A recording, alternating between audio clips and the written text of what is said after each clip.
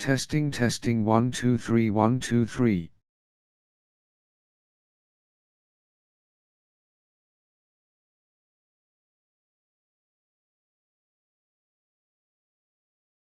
I think everything is good.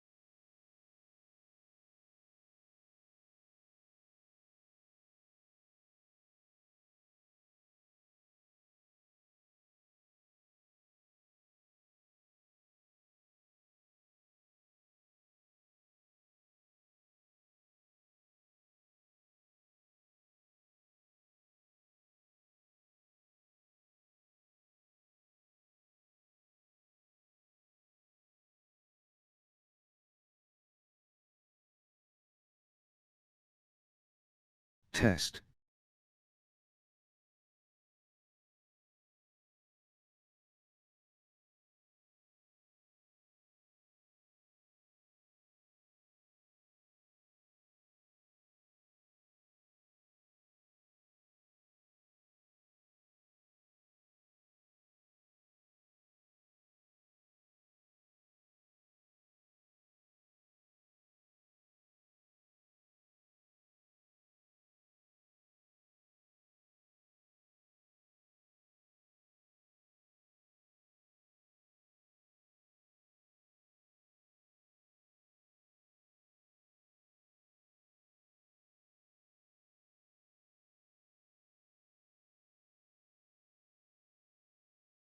Chapter 5, The Wild Masters.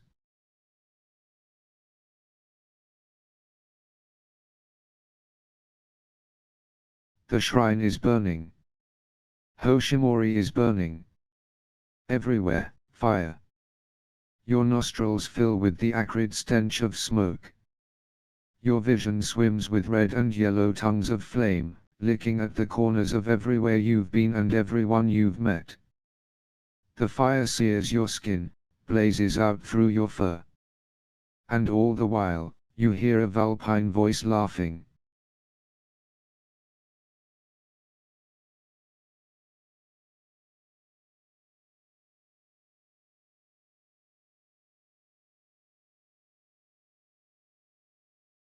You wake with a start, panting as if you just ran 4 miles. Your paw pads are damp with sweat. Taking a few deep breaths, you will your hammering heart to calm down. You call your mind back from your nightmare, focusing your senses on your surroundings. A hint of cool night air on your fur. The comforting feel of earth against your legs, belly, and tails.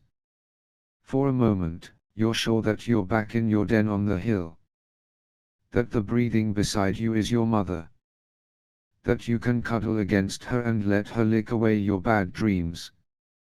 But when you raise your head and sniff the air, you smell and see that it isn't your mother. It's Kasara, slumbering peacefully, curled into a snowball of fur. Pain washes over you, as it does every time you remember she's gone. You close your eyes and try to recapture the comfort you felt when you thought she was still here. But it doesn't return. You can't get back to sleep. So you open your eyes and crawl out of the den.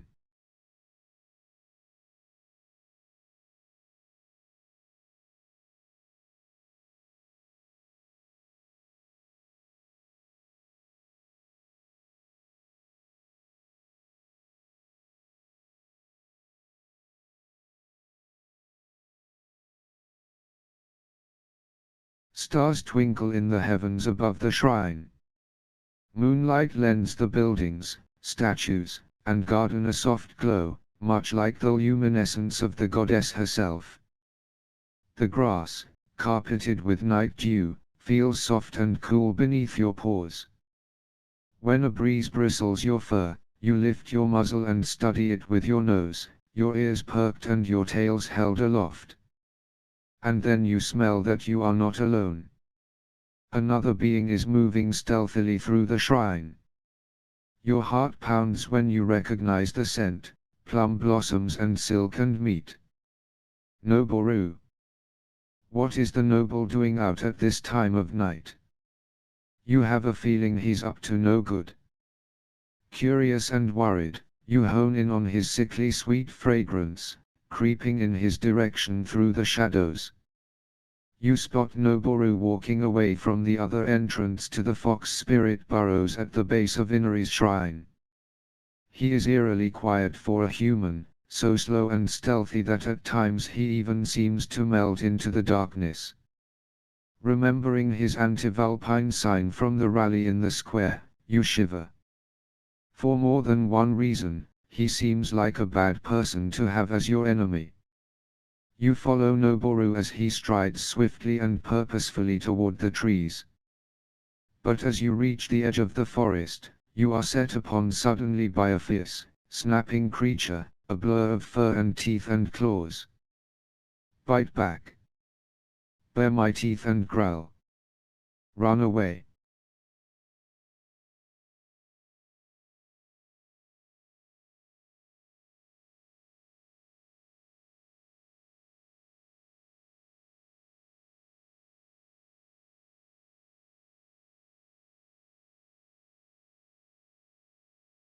You bare your teeth at the threat and growl as loudly as you can. But your assailant remains unintimidated, your ferocity is no match for hers. She ravages you, leaving you breathless on the ground with patches missing from your fur, and leaves. It takes several long minutes for you to recover from your shock enough to crawl back to your feet. By then, when you sniff the wind, you no longer smell Noboru or the animal who attacked you. But you suspect from the faint musk clinging to your pelt that your attacker was a tanuki, a species of wild dog that is distantly related to you. The realization bewilders you. Was this purely a coincidence? Tanuki and fox spirits are not on the best of terms under normal circumstances, after all. But could this attack have been provoked by your attempt to chase Noboru? You sigh, your ears flattening, as your defeat sinks in. You may never know now.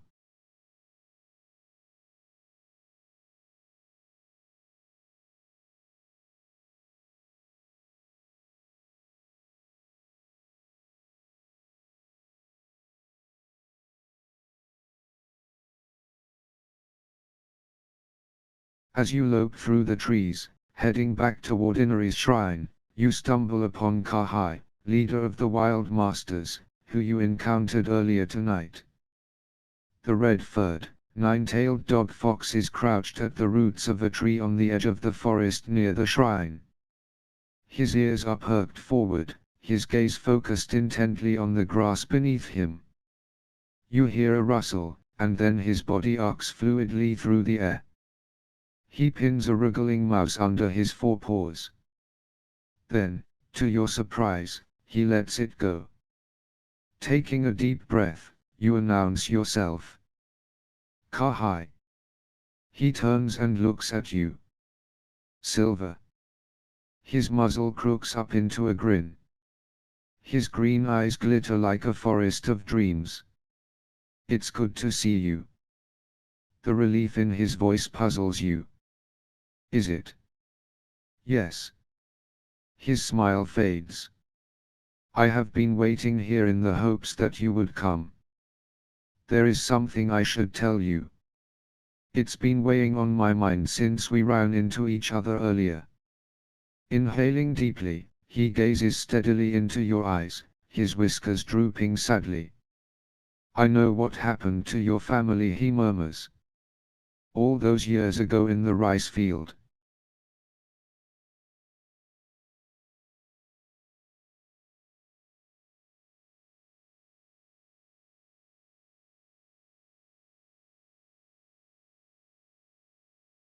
Your heart freezes over. You curl your tails around yourself to hide your trembling.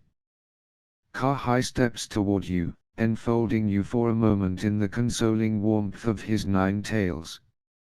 Then he steps back to give you space. I'm so sorry for all you've suffered, Silver. I want to help you. I'm the only one who can. You stare at him. One question burns through your brain, consuming all else. Why do you want to help me? How can you possibly help me now? It's too late. My family is gone. How do you know what happened to my family? Do you know the location of the star ball? Are the rumors true about what you've been doing to the villagers?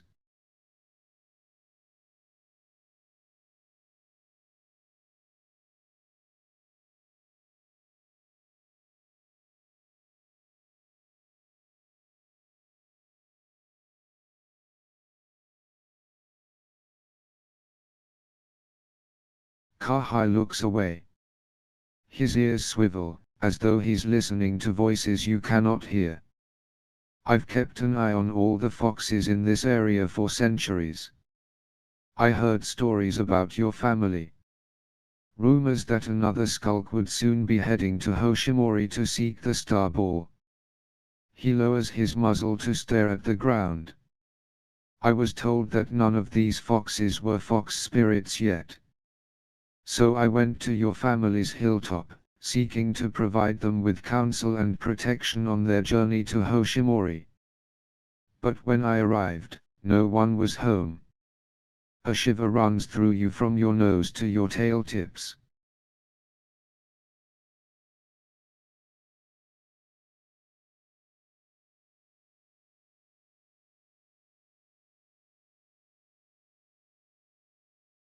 I followed the scents of your family down the hill and through the woods to the rice field, Kahai continues.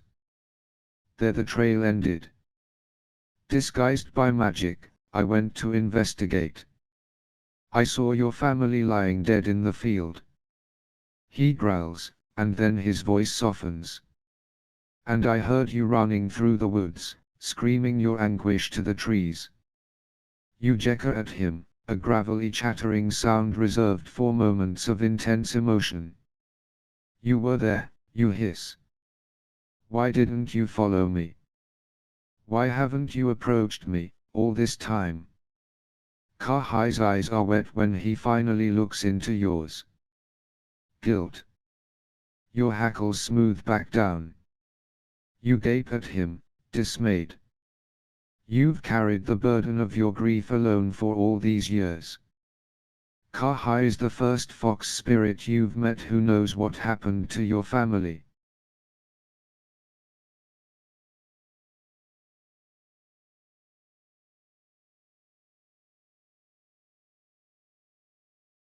But you never did anything about it, did you? You ask. You had the power to take action against Daichi after you saw what he did to them. But you didn't. He sighs. You're right.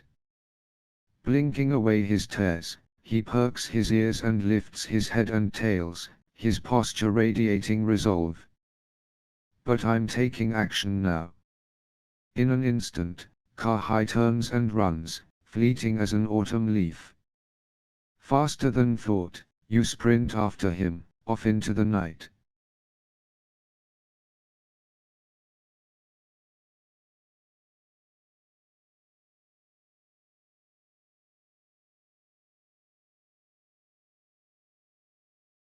You lope through the deep dark. Leaves whisper above you like ghosts. The cold breeze strokes your fur. The shadows stretch longer than your father's tail. Ahead of you, Ka-hai's crimson pelt blazes in the darkness.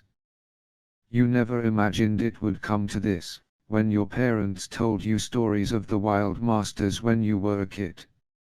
How could you have possibly foreseen all that would come to pass in the following years? Your parents and siblings, dead in the rice field. You stumbling onto the same farm years later and very nearly befriending the daughter of their killer. And now, you are following Ka-hai, leader of the wild masters, a living legend, into the forest. Your thoughts chase each other like a kit chasing her tail. Your paws patter onward almost automatically. You don't think you could stop them if you tried.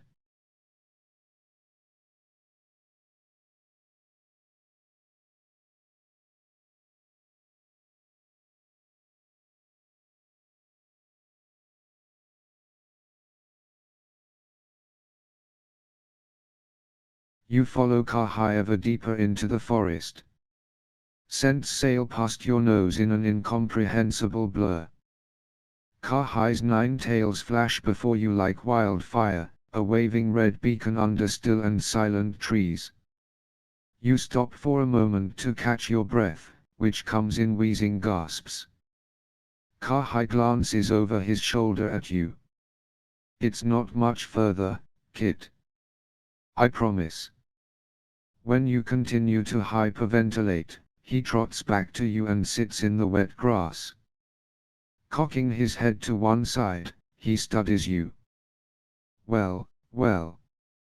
I'm over 900 years old, and I'm still in better shape than you. He grins slyly, his tongue lolling from his mouth. With difficulty, you slow your breathing, calm your hammering heart. You want to retort that you spent hours hiking over the mountains and back earlier tonight, but you don't want to sound like you're making excuses. Instead, you wonder if you might be able to demonstrate just how fit and ready you are. Impress him with a bold display of fox fire. Shapeshift into a bear and slash through a tree. Offer to turn into a horse and carry him the rest of the way.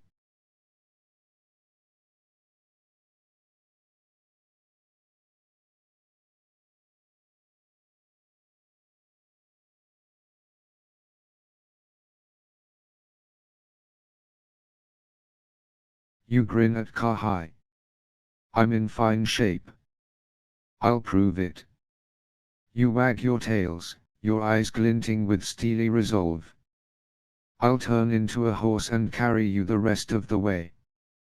Ka-hai laughs, his tongue lolling from his mouth. That sounds a bit ridiculous, but suit yourself. Taking a deep breath, you knead your paws in the dewy grass. Picturing a resilient warhorse, you summon your shape-shifting magic. Your legs elongate rapidly, causing you to shoot up from the ground. The fur along your neck tickles, sprouting a long, fine mane. You feel slightly queasy as your bones thicken and your body expands like a balloon. Your muzzle rounds into a soft equine snout.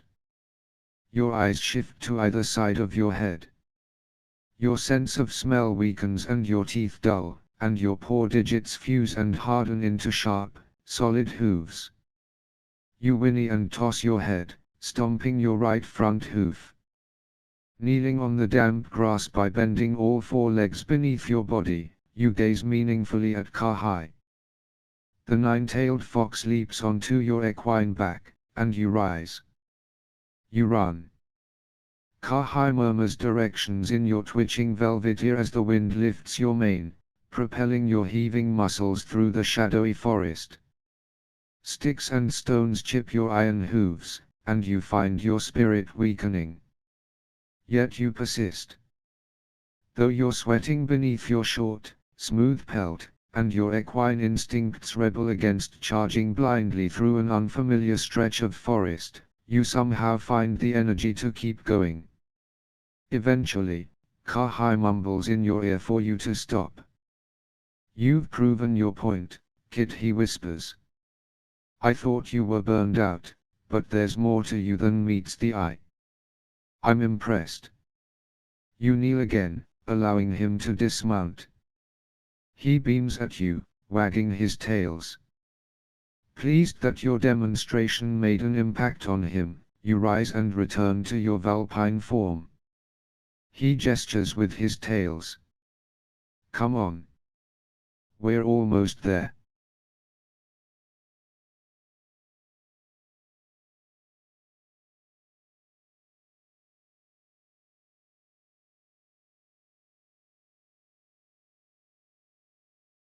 You follow Kahai to the top of a grassy cliff overlooking a waterfall. A stray breeze sprinkles your fur with its mist. You stand in awe for a moment, absorbed in the roar and gush of the nearby cascade. When you turn from it, you see a circle of many-tailed fox spirits sitting around you. Kahai is one. There are 3 others. Your brain pieces together who they are based on the stories your parents told you, the wild masters. Their coats glow impossibly in the darkness, their forms bursting with magic. You can feel it in the air, like the smell of rain before a storm. And you feel it in the intensity of their expressions as they stare down their muzzles at you. Their faces are as hard to read as those of enigmatic statues from some timeless shrine. But you get the feeling they are appraising you, assessing your suitability for some unknown purpose they have in mind. I'm sure I'm up to the task, whatever it is. I'm not sure I'm up to the task. I pray the gods will give me the strength to face this trial.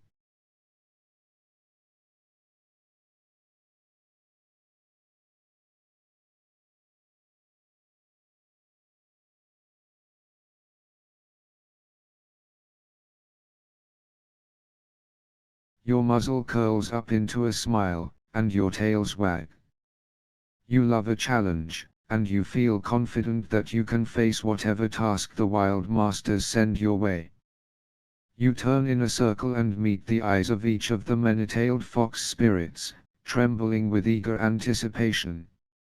A brown-furred vixen with 7 tails and a scar running from her left eye to the base of her ear steps forward. You know her in an instant from your parents' descriptions of the wild masters, Kyo, master of mind manipulation magic. So this is Silver, Kahai. Kyo circles you, looking you up and down, from your ear tips to the pads of your paws. A little two-tailed kit. I am not impressed. Sure, Kyo says Kahai. Let me talk to him first. Then we will see.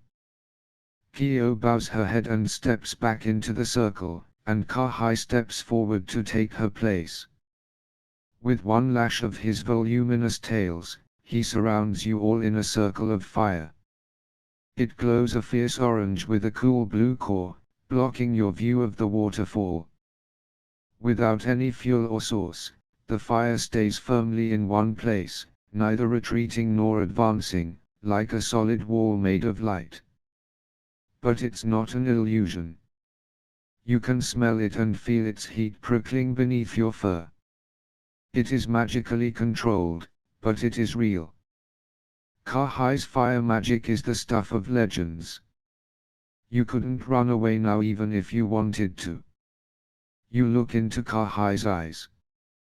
Why did you bring me here, you ask.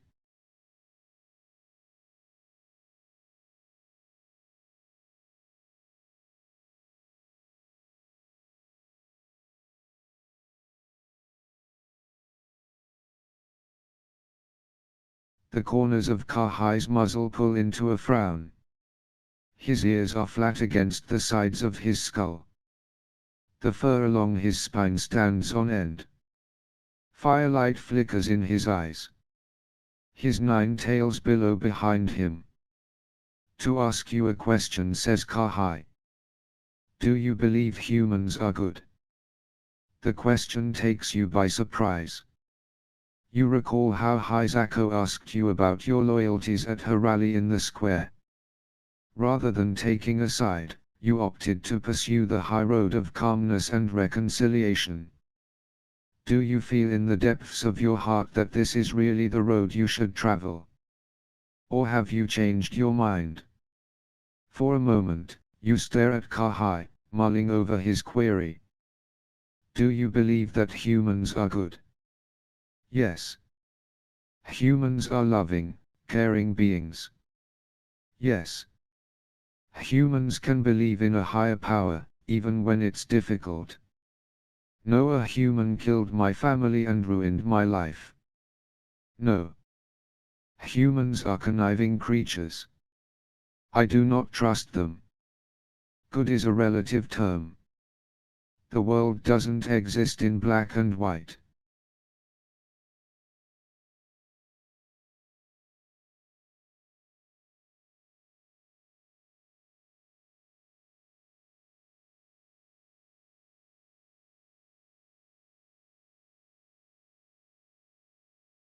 Kahai scoffs, lashing his tails.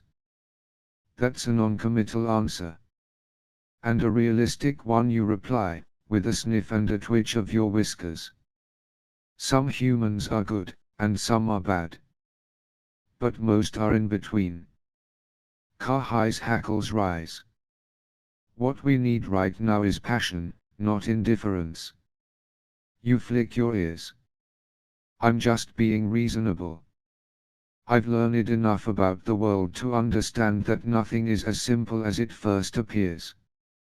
Kahai growls under his breath. Don't lecture me about the world, kid, he says, his eyes gleaming dangerously. You bite your lower jaw and lower your gaze. You flex the digits of your paw pads, kneading the ground beneath you as you wait for Kahai to speak again.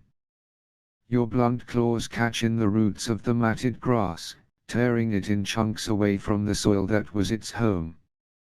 The soil had been moist before, but Kahai's fire has made it brittle and dry. Kahai and the other wild masters are watching you intently. You keep digging. We intend to set the world right again, Silver, Kahai says at last. To rid the earth of the human menace, starting with Hoshimori. 2 nights from now, before sunrise, we plan to stage our first attack. Will you join us? Can we trust you? You yip in surprise before you can stop yourself, and then you look up into Kahai's eyes. Kahai whispers in your ear. However you claim to feel about humans, Silver, I know they have wounded you deeply. I can smell it on you. I can see it in your eyes, in how you carry yourself. What that man did to your family.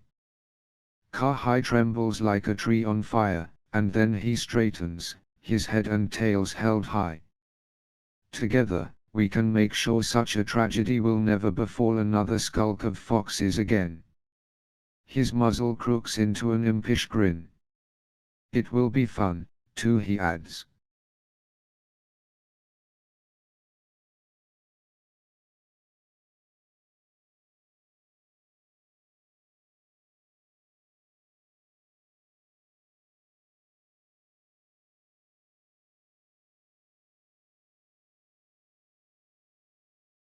You blink at him for a moment, your tail swishing as you mull over his words. Before we can tell you anything else, we have to know where you stand, Silver, Kahai says. Are you on our side or not?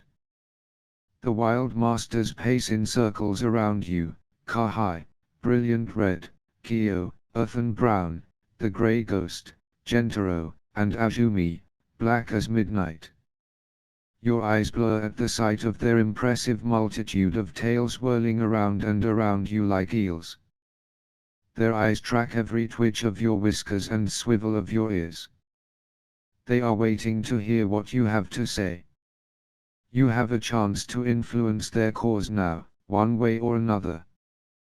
Though you advocated a calm, reconciliatory resolution when you talked to Hisako in the square, you don't have to stick to that plan.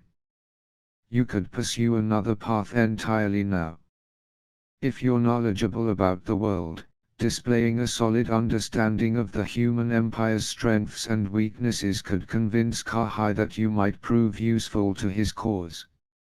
You could try to win the Wild Masters' hearts with your devoutness and get them to consider a more peaceful way of achieving their goal. If you support the human empire and peace, you could use your cautious nature to urge the Wild Masters to back down. If instead you want to show Kahai that you would fight to protect the humans, you could intimidate him by biting him, if you're strong enough to actually seem threatening. But the Wild Masters are old and wise. They will not suffer fools. They will smell any insincerity on you, you are certain.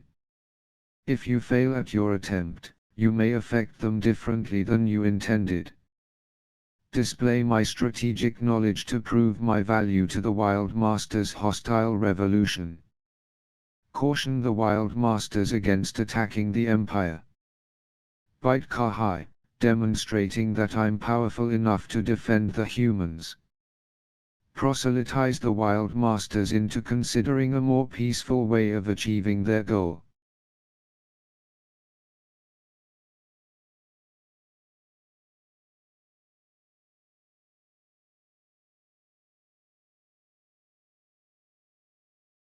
You sit on the grass, your tails splayed out behind you, and prepare to deliver your sermon. Throughout my upbringing you begin, my parents told me stories about the 10-tailed vixen. They said she created the star ball, the relic which, as I have heard, blessed each of you with your additional centuries of life. The gift of immortality. Kahai and the others nod. Yes, Kahai says. We are all well aware of the mythos of the 10-tailed vixen. What is your point? I have prayed and reflected for many hours on the lore of the 10-tailed vixen, you say. As you all know, she made an agreement long ago with Inari to ensure peace between fox spirits and humans. Worthy fox spirits would serve Inari as her divine messengers, helping the humans of the village with their magic. In return, humans would honor the spirits of nature and treat the creatures of the forest with kindness. You gaze steadily into Kahai's eyes.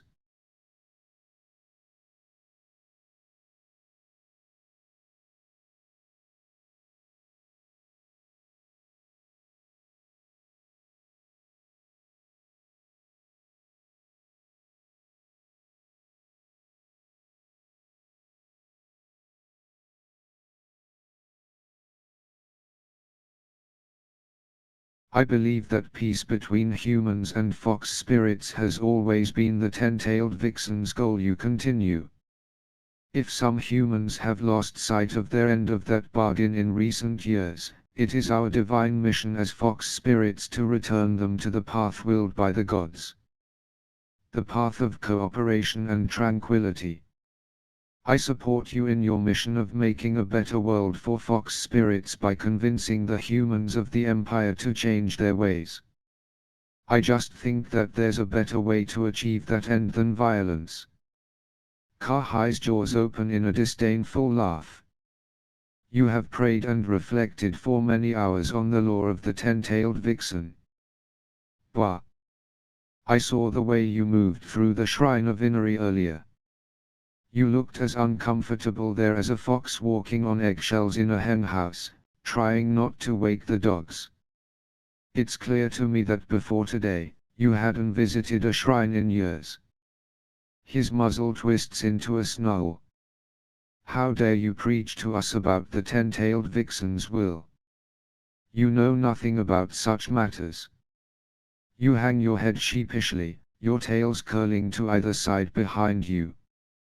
If anything, you have strengthened my desire to move forward without plans for war, Kahai says.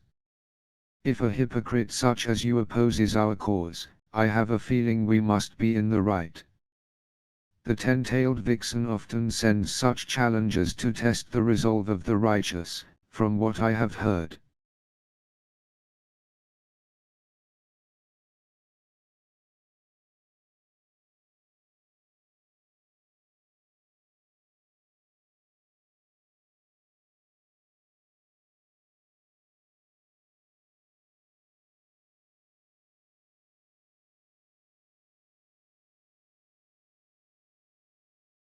Kahai steps back and rejoins the other wild masters, who are each standing at different points along the inner perimeter of the circle created by Kahai's ring of fire. The fire crackles, hisses, and pops, while still remaining securely in place. Other than these, there is no sound. The faintest trace of dawn marks the horizon. The wild masters are watching you intently. You lash your tails, wondering when, or if, they will let you go. Finally, Kahai flicks his tails, and the fire ring disappears in a puff of smoke. Leave, Kid, Kahai says. Tell no one what you heard tonight. Kyo steps forward, waving her tails. You have only a second to yelp at the pressure in your temple before the brown vixen tunnels into your mind. When you snap back into your body, the wild masters are nowhere to be seen.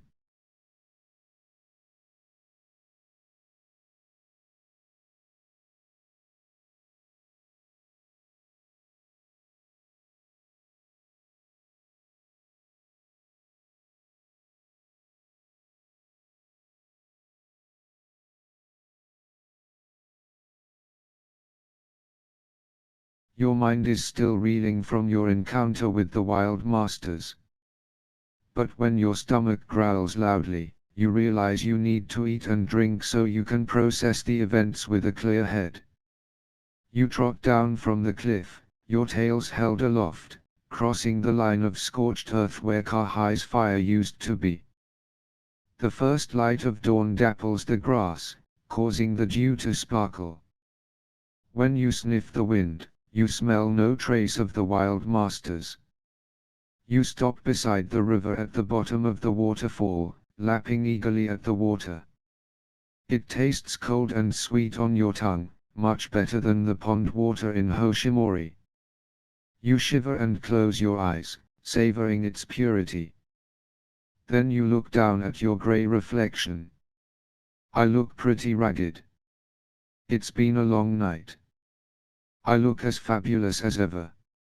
I look all right, I guess. I just look how I look. Nothing more, nothing less.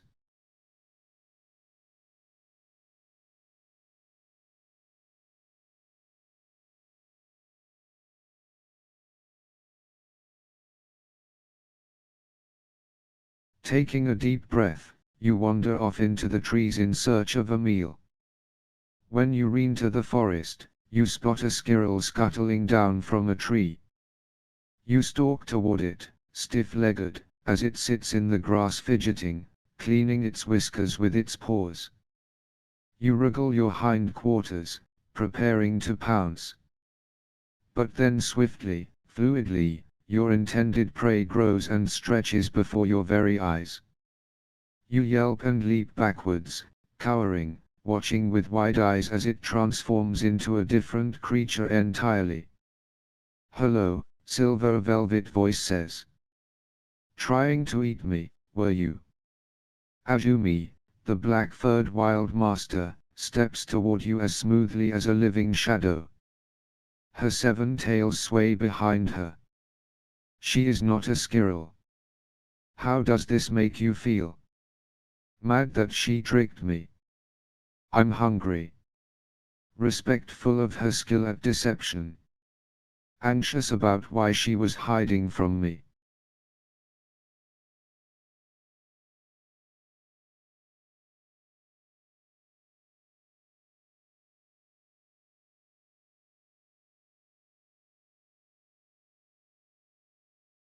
You admire Azumi's masterful shape-shifting magic. You hope you'll be as artful as she is someday. You could play so many fun tricks on people. Your stomach gurgles loudly. Azumi laughs softly. Tell you what. I have a proposition for you. If you succeed, I'll bring you food from my cache. Some of the tastiest food you've ever had. This gets your attention. Your ears perk forward. I'm listening. She steps even closer. Her tails, held high behind her, look like a stormy wave, ready to crash down on you. Kahai tried to recruit you for his little war. We glimpsed where your loyalties lie at this point in time. But the future is a vast darkness. A black plain on the other side of night, unlit by any star. We ancients know more than anyone that it is not set in stone, but instead is a living, changing thing. She stares straight into you. You catch glimpses of strange creatures in the depths of her dark eyes. A shiver runs from between your shoulder blades all the way to the tips of your tails. One particular creature catches your eye. The fierce falcon. The pleasant, prancing doe. The powerful bear. The sly leopard cat.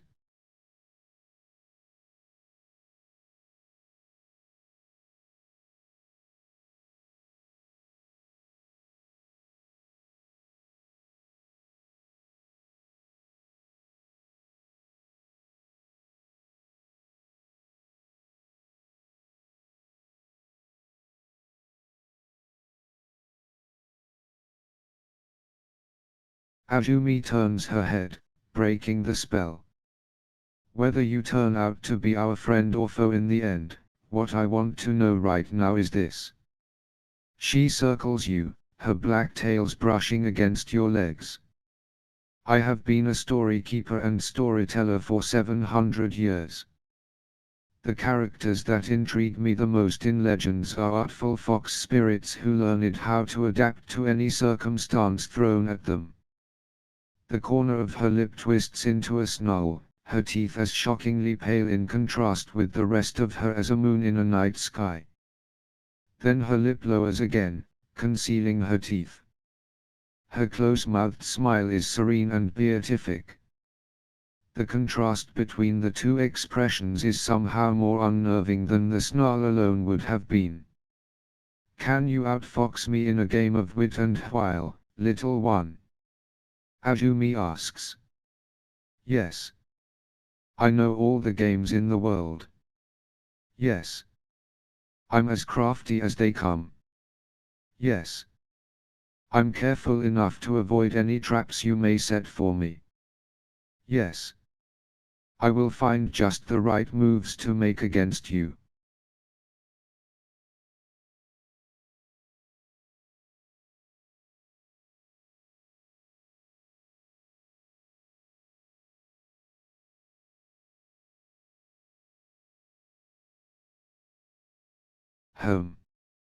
Azumi studies you. Perhaps you are quite precise. She grins. But you're still no match for me. Suddenly, Azumi emits an ear-splitting feral yowl. Her limbs buckle beneath her, and she falls flat on the ground. Her fur turns white in rippling waves, her eyes take on a golden hue, and her 7 tails fuse into one. Her legs lengthen and her chest broadens as her muscle mass increases. Before long, a snowy wolf is standing before you on the cliff top. She howls powerfully and then dips her muzzle to level her gaze down at you. The gaze of a confident, unstoppable predator 5 times your size. There is something different about this wolf. You peer at her, trying to piece it together, and then you gasp as the answer reveals itself. Sprouting from the fur of her back, 2 large, downy wings unfurl from the wolf's sides, their feathers rippling in the cool breeze. The stories your parents told you said that Azumi had impressive skill at shape-shifting magic.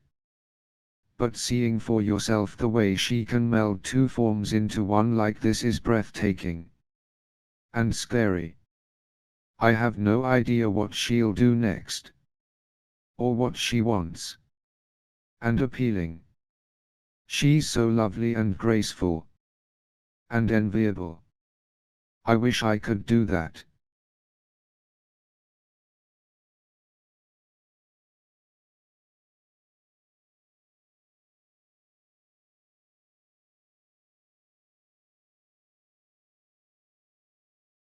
The winged wolf's jaws open. You are surprised to hear her speak in Azumi's voice. I propose a game of hide-and-seek, the winged wolf says.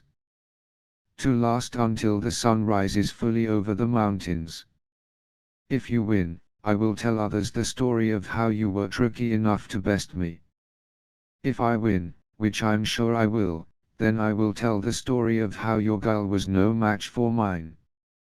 Your stomach cramps with hunger. And you will bring me food. She nods. I will. Who's doing the hiding, and who's doing the seeking, you ask? Azumi's wolf ears twitch. You hide. I seek. Am I allowed to use magic?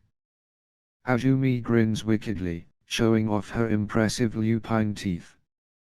No. That's not fair. Where are we doing this? Let's get this over with.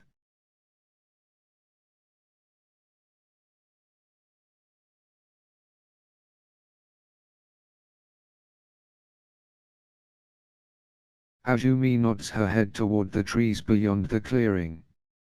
Out there. You know. In the forest.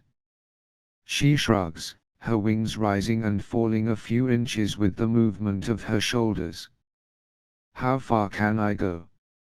Azumi grins, her tongue lolling from her jaws.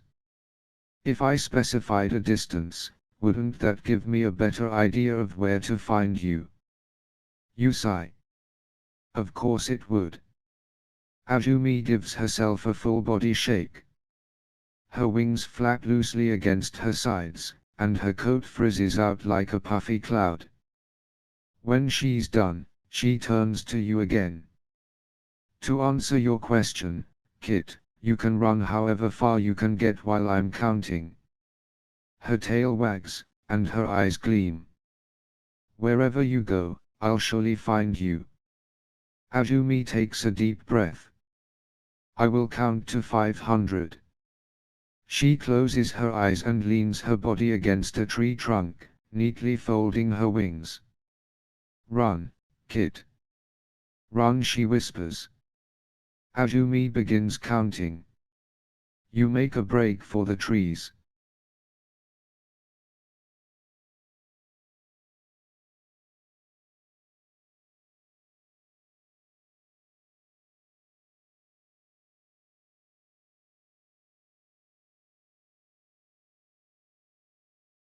Eventually, you arrive on a lake shore. The water sparkles in the faint early morning light. On one side is a cliff with a boulder concealing a cave at its base. On another is an oak tree with a narrow hole in its trunk. You hear a low howl in the distance. Azumi has finished counting to 500. You don't have much time to find a hiding place. Push the boulder aside and then replace it to hide in the cave. Dive to the bottom of the lake and hold my breath. Squeeze snugly through the hole in the oak tree. Keep running. I'm fast. I'll get farther than Azumi can before the game ends.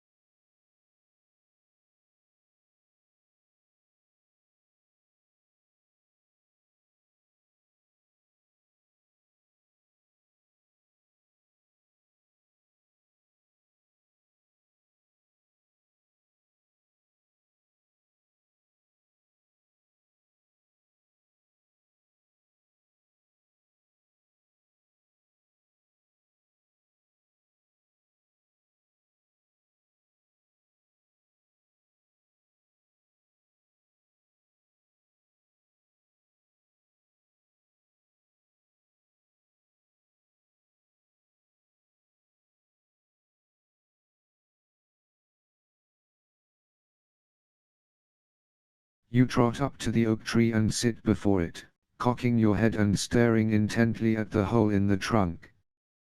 It looks like a tight fit, but you are confident that if you leap toward it at just the right angle, you can squeeze through it. You walk a few paces away and then turn back, gazing keenly at the hole. Taking a deep breath, you run toward the tree and leap. Your accurate timing and directionality put you in a perfect position to wriggle into the hole. Once you squeeze through to the other side, you collapse in a heap on the inside of the hollow trunk. You fit snugly below the lip of the hole. Azumi won't be able to see you.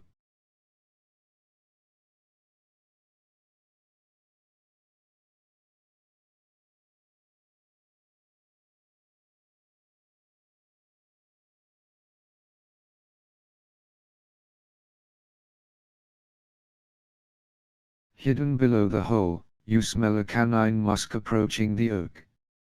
You listen, your ears twitching, as an animal snuffles around the outer base of the trunk. Azumi's sharp lupine nose has caught your scent. However, she is not able to see you, and the idea that you were able to squeeze through the extremely narrow hole in the trunk apparently does not occur to her. You hear her paws scratching at the roots of the trunk, and she emits a wolfish whine. Then you hear a whoosh of wind below magical wings, and all is silent around the tree once more.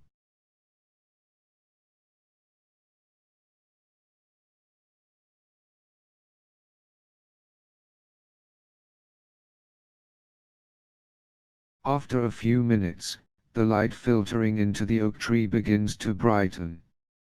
You lift your chin just enough to peer through the hole and see that dawn has broken over the mountains. With a grin, you climb back to the hole and squeeze through it. You watch the dawn paint the surface of the lake. Then you see a white wolf with wings flying toward you. She lands beside you, folding her wings. "Where were you?" Azumi asks. "I smelled you over by the oak, but..." You gesture behind you with one of your tails at the thin gap in the trunk. "In there." Azumi peers at the trunk. When she finally sees the hole, her eyes widen. "You managed to fit in there. How remarkable." Her tail wags. You expected her to be disappointed by losing, but she actually seems pleased. Azumi inclines her lupine head respectfully. "You beat me. Well done.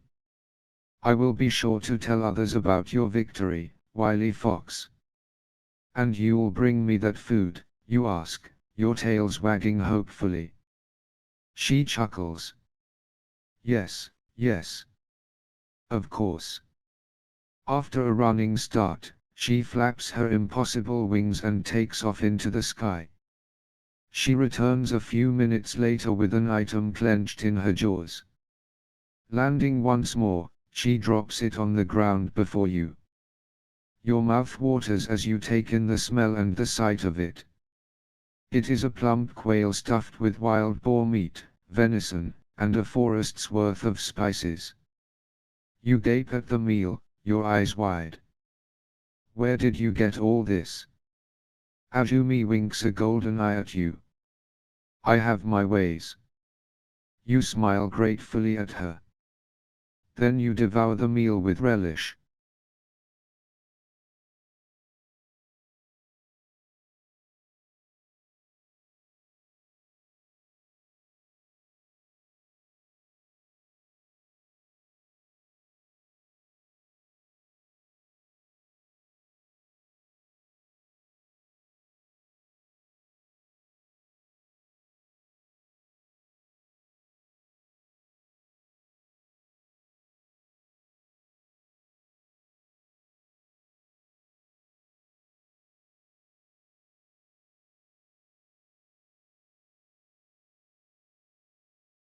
Azumi spreads her wings and flies away, leaving you alone with the forest. You lick your lips, relishing the aftertaste of your splendid meal and the warm glow of your victory. With a wave of your tails, you trot off into the trees. The dawn has risen on your third day of life as a fox spirit. You slink through the peach-speckled shadows of hemlocks and firs, snuffling occasionally around the bases of tree trunks for scent markings from foxes who passed by here before you. Their stories of conquests and exoduses, triumph and frustration, tickle your nose. Warbler and accentor songs fill your pointed ears. Needles and twigs prickle your paw pads, their sharpness softened by the moist lichens that surround them. You pass a flowering pink rhododendron, a brilliant reminder that spring is still here. But despite all this beauty, your heart feels anything but light. Your ears flatten as the weight of the Wild Master's plan to destroy the Empire settles over you. A powerful emotion washes through you. Admiration. The Wild Masters are brave for standing up against the Empire. Confusion. Why have the Wild Masters turned against humans now, after centuries of peace? Disgust. The Wild Masters intend to eliminate an entire species. That's an ungodly crime. Worry. I don't want the humans or the Wild Masters to get hurt.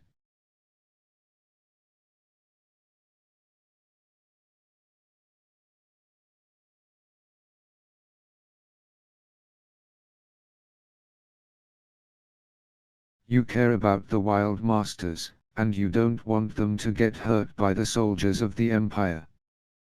But you also care about the humans, and you don't want them getting hurt by the Wild Masters. You feel extremely anxious about this war looming on the horizon. You don't want to see bloodshed on either side. You hope that the Wild Masters and the people of Hoshimori can still resolve their differences peacefully, before Kahai gets the chance to put his plan into motion. The Wild Master's secret is now your responsibility.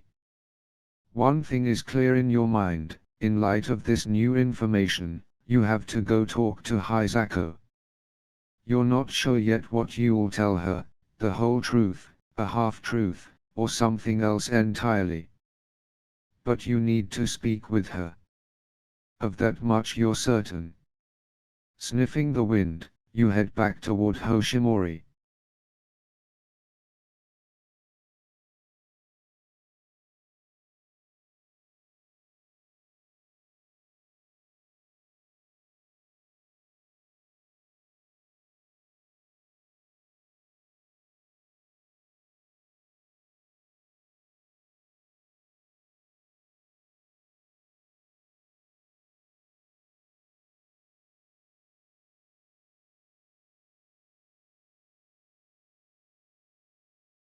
Chapter 6, A Fox About Town.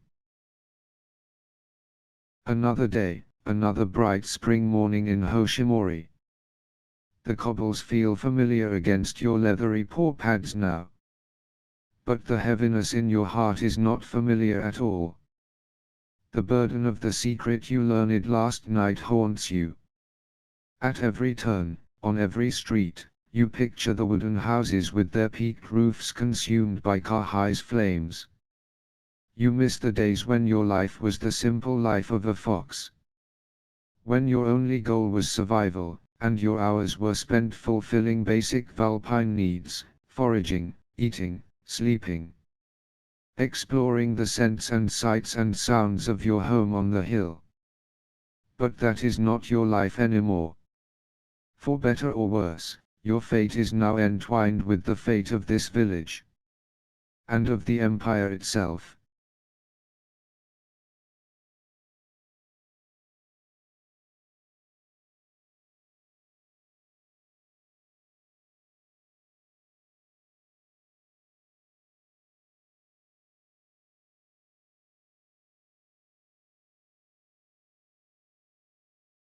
It smells like a market is happening again in the village square. Tantalizing scents emanate from that direction. Your mouth waters, dampening the fur along your jawline. You can't afford to get distracted for long.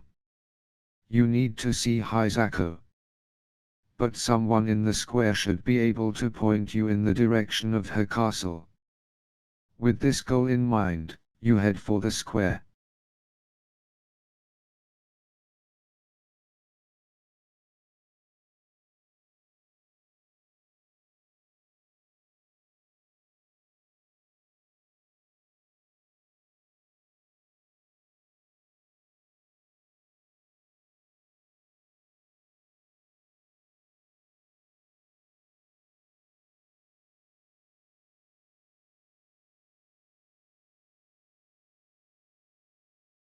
When you trot into the square, a number of familiar scents hit your nose all at once.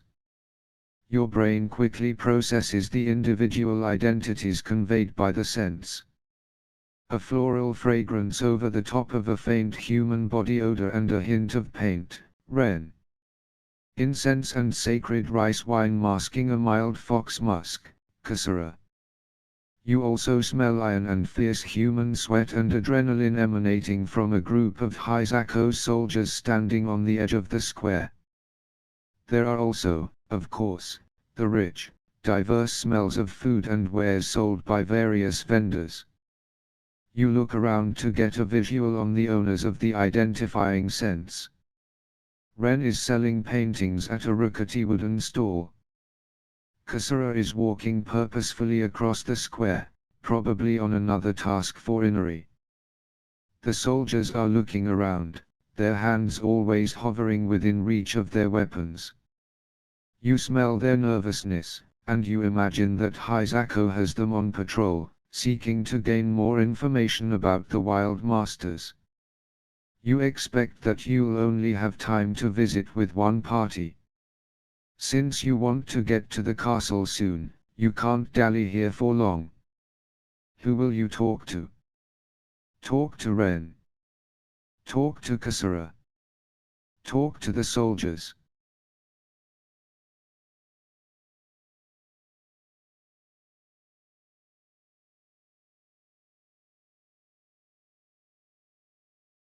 You follow Kasura's retreating tails. You see that they are wearing the formal red bib of the Inari's foremost Vulpine messengers, signifying that they are tending to official business for the goddess. You yip to catch Kasura's attention. Kasura turns around. They give you a warm smile. Silver. I wondered where you went last night. I was worried. I'm so glad you're all right. Yes. Sorry about that. Kahai's sad look when he first mentioned your family flashes before your eyes. Something came up.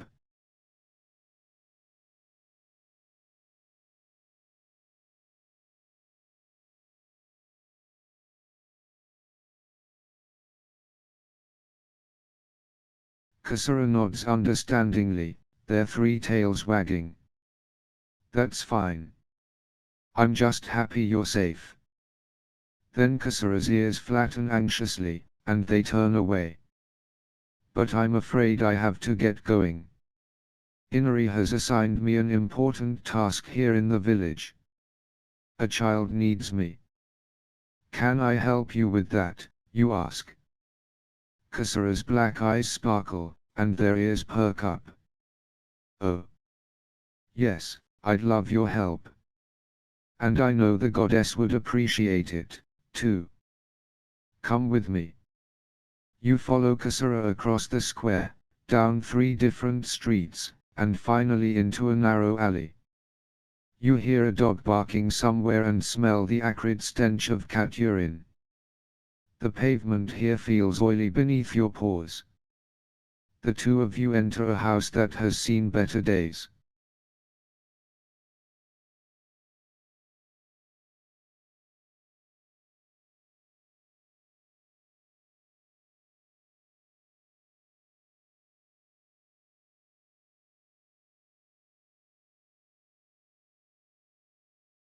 Inside the house, a young girl lies in bed, her mother and father kneeling on either side of her.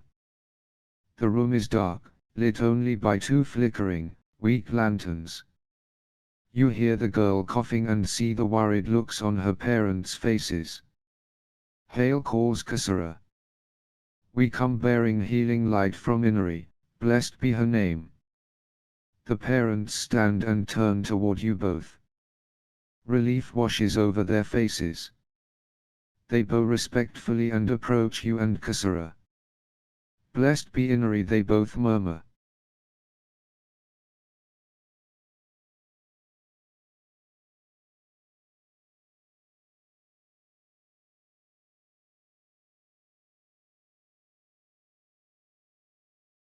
Kasura smiles kindly. We were so sorry to hear of Jitsuko's illness. But it's going to be all right now. We're here to help. Kasura lies on their belly on the floor and pours the bib around their neck until it comes off.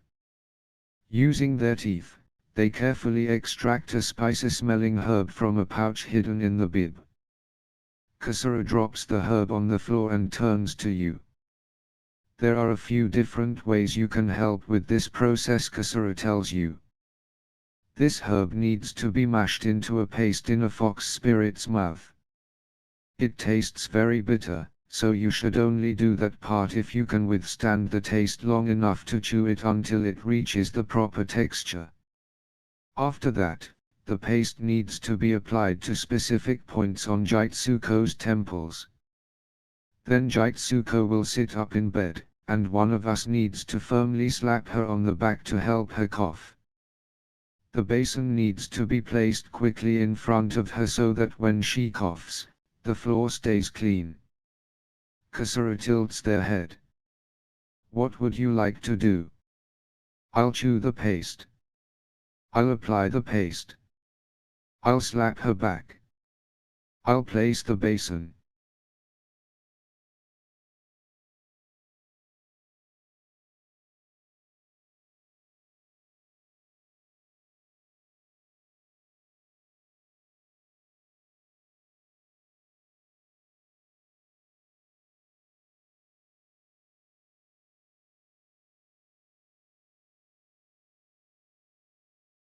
All right, Kasura says. If you're sure. I really appreciate it. You pick up the herb in your mouth and start to chew it. Foxes don't have a very developed sense of taste, but the sour sting of this particular flavor hits your tongue almost immediately.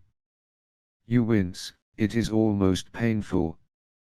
But you bear with it, continuing to chew the herb with your sharp teeth until at last it becomes a paste.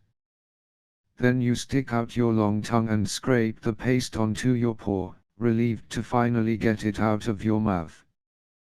Kasura comes over and gratefully takes the paste from you. Perfect. Thank you, Silver. Kasura completes the other steps. Then Kasura utters a prayer to Inari. Their fur glows silver for a split second, and Jitsuko opens her eyes and smiles. Jitsuko's father cries out and gently embraces her. Jitsuko's mother beams at you. Thank you both so much, she says, nodding at you and Kasura. She ruffles her daughter's hair with a calloused hand. Kasura inclines their head. You are very welcome. May Inari continue to bestow her blessings on your family. Blessed be Inari, says Jitsuko's father. We will be sure to pay her homage at the shrine as soon as possible. He glances at you and Kasura. I hope to see you there, Kasura and Silver. You supply helpfully. Silver. He rolls the word around on his tongue. I'm sure you will make a fine divine messenger one day, Silver. You smile gratefully and nod your head. Thank you, sir.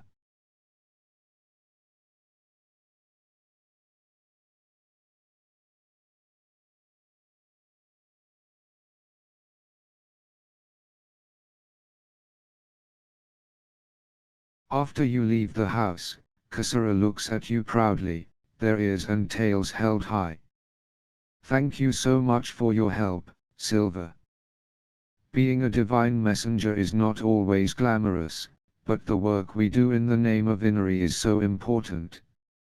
It really makes a difference in people's lives. I'm glad you were able to be part of that today.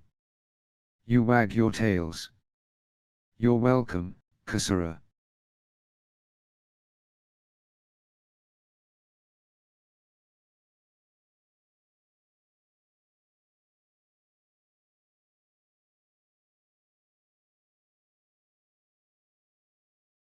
You follow Kasura back to the square. Then you ask them for directions to Hisako's castle. They point you in the right direction with their muzzle. Follow that alley south, take a right turn, cross the bridge, and turn left at the koi pond. The castle will be at the end of the easternmost street.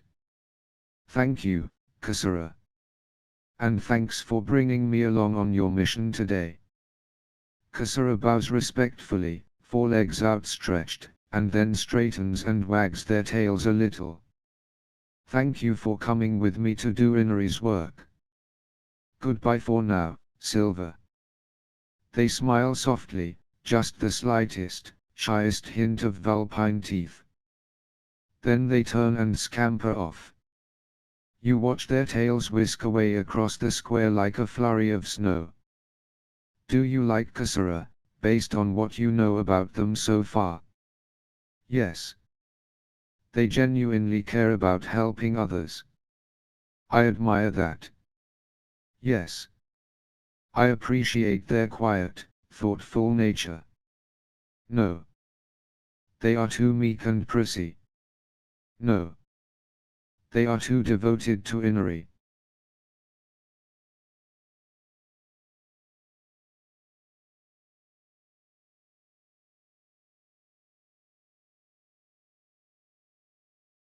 Kasura seems to deeply desire to serve those in need.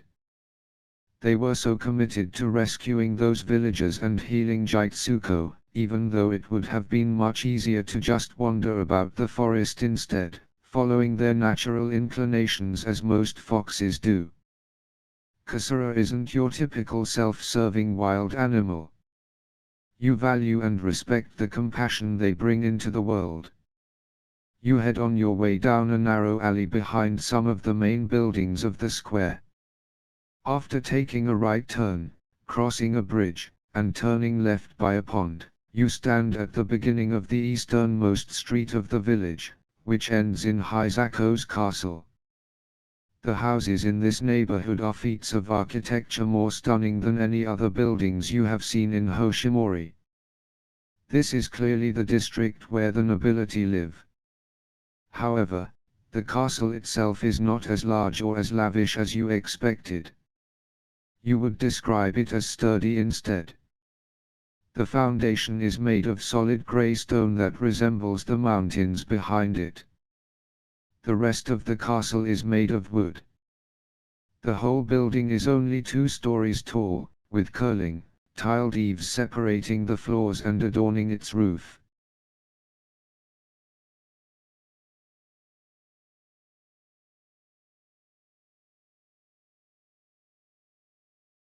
When you stop to think about it, the relatively small size of the castle makes sense. Since Hoshimori is a small town, it doesn't require a big castle for its defense. Unlike large cities like the capital, it hardly has any resources to defend. Also, unlike the cities, it doesn't really have anyone to impress. Nonetheless, the castle radiates a strength that reminds you of Hisako herself, no nonsense, not showy about its power, but still clearly tough and unyielding. It's built against a foothill at the base of a larger mountain, which shields one side of it from attack. The banner of the empire, a golden sun set into a dark blue background, waves proudly from the tip of the peaked roof.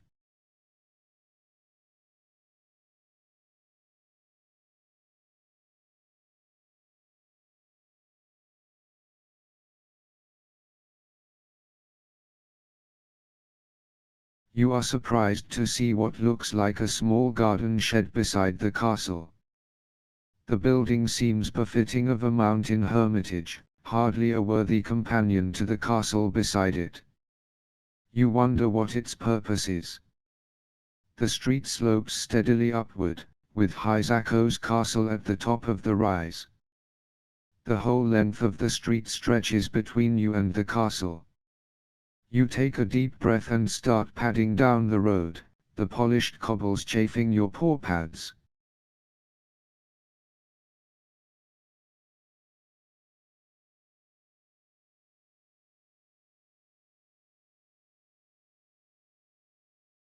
As you trot down the street, a stray wind smacks two smells into your nostrils, smells that stop you in your tracks. One is composed mainly of the fragrance of expensive perfume. You recognize it as the smell of the noble, Noboru, who is having his grand party for the elites of Hoshimori tomorrow night. You stop and sniff more deeply, confused. What is Noboru doing? Something about his scent causes your fur to stand on end. His odor beneath the perfume tickles some place in the back of your mind, like a dream or distant memory, but you can't quite catch it in your teeth and drag it into the light. Though you cannot see or hear him yet, you can detect a glimmer of Noboru's mood through his smell, anxiety, fear of getting caught. He reeks of adrenaline. Something strange is going on.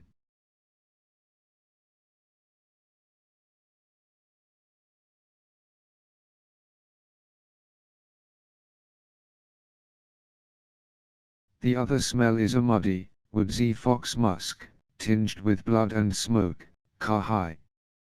Kahai's presence puzzles you as well. Why is Kahai here in town? Is he doing reconnaissance work for the Wild Masters, studying the weaknesses of Hisako's castle? Does he intend to cause more chaos for the villagers today? Or is he in Hoshimori for another reason entirely?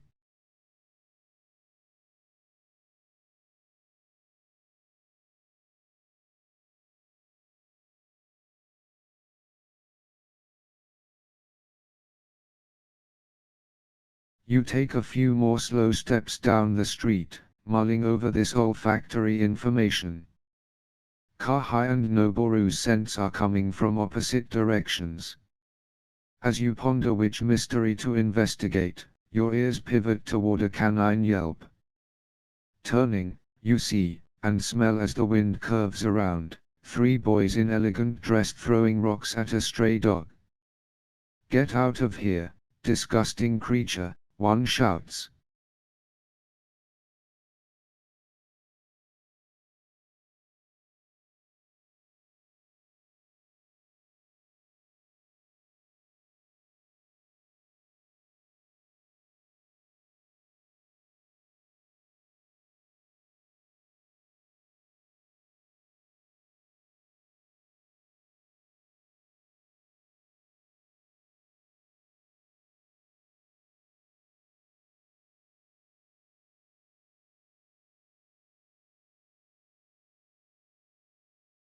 The dog whimpers, cowering away from the stones.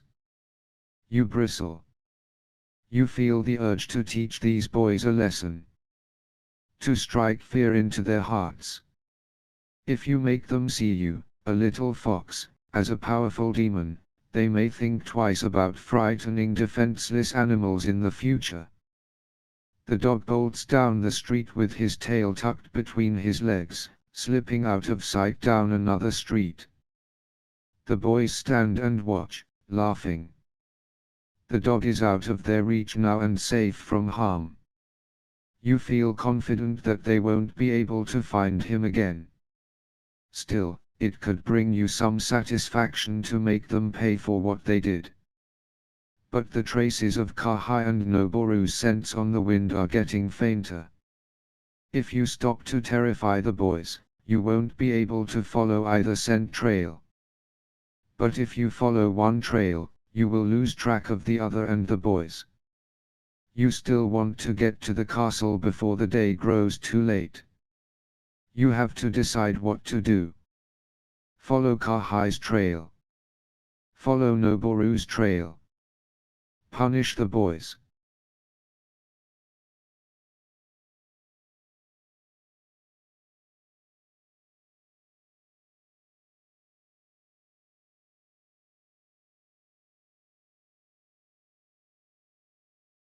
You turn from the boys and head in the direction of Kahai's scent, your two tails waving behind you like the castle's banner.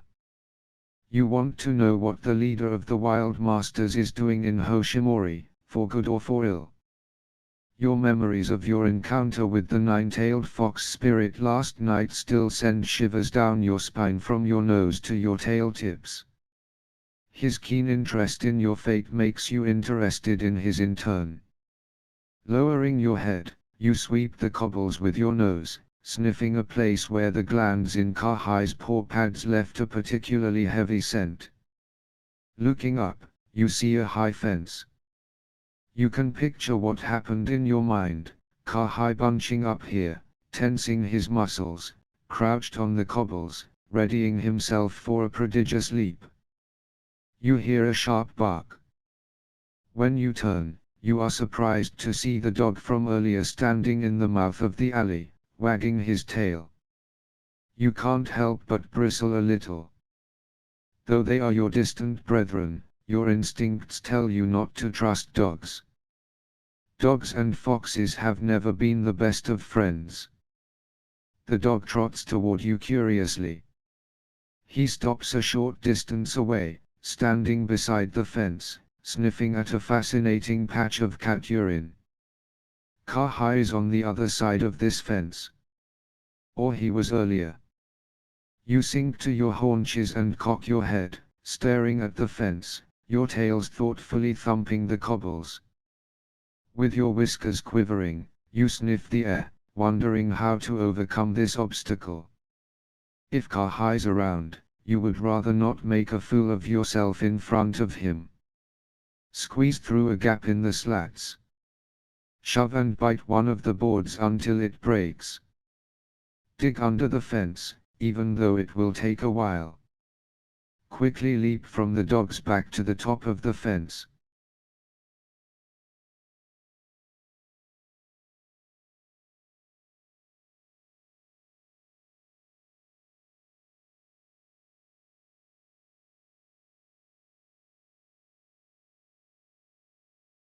Leaning your forequarters downwards, which tilts your hindquarters up into the air, you start scrabbling at the dirt under the fence with your forepaws. Your tails wave wildly, and dirt flies out behind you as your paws push through the soil.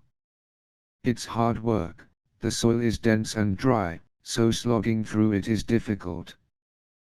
But you persist until eventually, you've created a hole big enough for you to crawl through. When you arrive on the other side of the fence, a red shape materializes out of thin air. Kahai grins slyly at you, his ears and tails held high. Looking for me, Kit? Well done. Here I am. Kahai starts walking away. You follow him. What are you doing here, you ask. Kahai waves his tails to and fro. Look around you, Kit. You look around. All I see are buildings. Kahai smiles. Yes. Those buildings used to be trees. The road beneath our paws used to be soil. It still is, if you dig deep enough. He shuts his eyes. If you close your eyes, you can still hear the heartbeat of the earth. You close your eyes. Your ears twitch, but the only sounds you hear are rodents scuttling around. You open your eyes. I don't hear anything. Kahai stops and looks at you thoughtfully. If you were me, Kit, you would. I have danced to that rhythm for centuries. The Earth Song. It sings to me. It fills me with fire from deep within.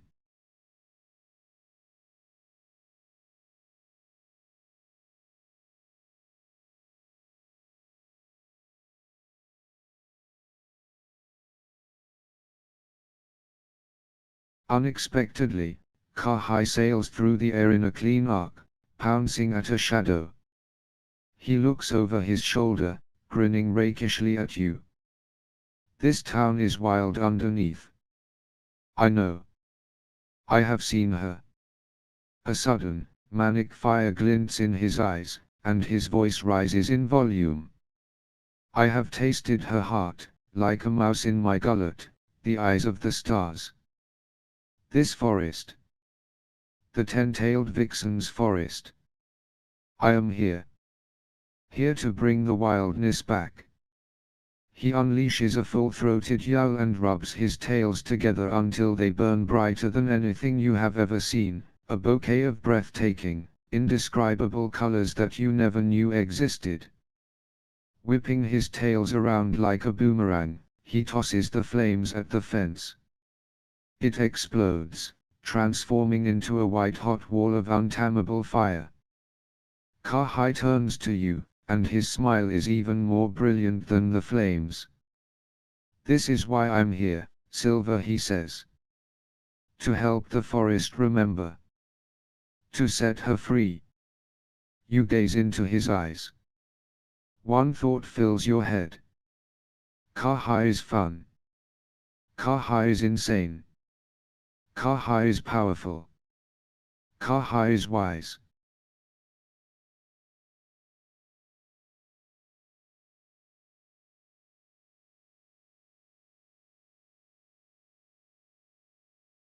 The leader of the Wild Masters has lived for hundreds of years. You can't even imagine the depth and breadth of the secrets the world has imparted to him in that time. He remembers the days when Hoshimori was a wild forest. He smelled and tasted that forest ages before you were born. When he says that he hears the heartbeat of the earth, you believe him. It takes true wisdom, gained from centuries of experience, to understand magic the way he does. You have immense respect for him, and you hope you may be able to learn some glimmer of what he knows. Kahai exhales softly in the direction of the wall of fire, like a human blowing a kiss. With a bang and a flash, the flames disappear. Nothing remains of the fence but a puddle of ashes. I thought that's what your war is supposed to be about, you say, after a long pause. Setting the forest free, that is. What are you doing here today? Right now. Kahai chuckles. He leans toward you and murmurs in your ear. Having an adventure.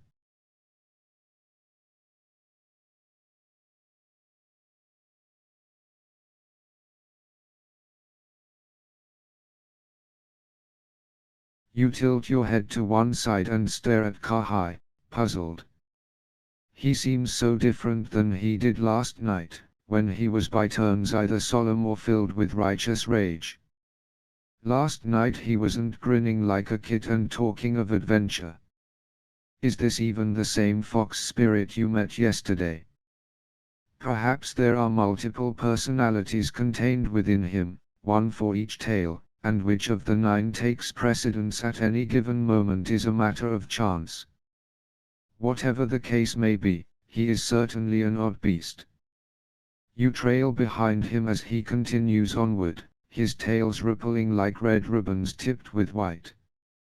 An adventure, you ask? What do you mean? He glances over his shoulder at you. What do you think it means, Silver? He sounds genuinely curious. What is adventure to you? Doing exciting things I've never done before. Traveling and seeing the world. Growing in my relationship with the divine. A risky business, best avoided.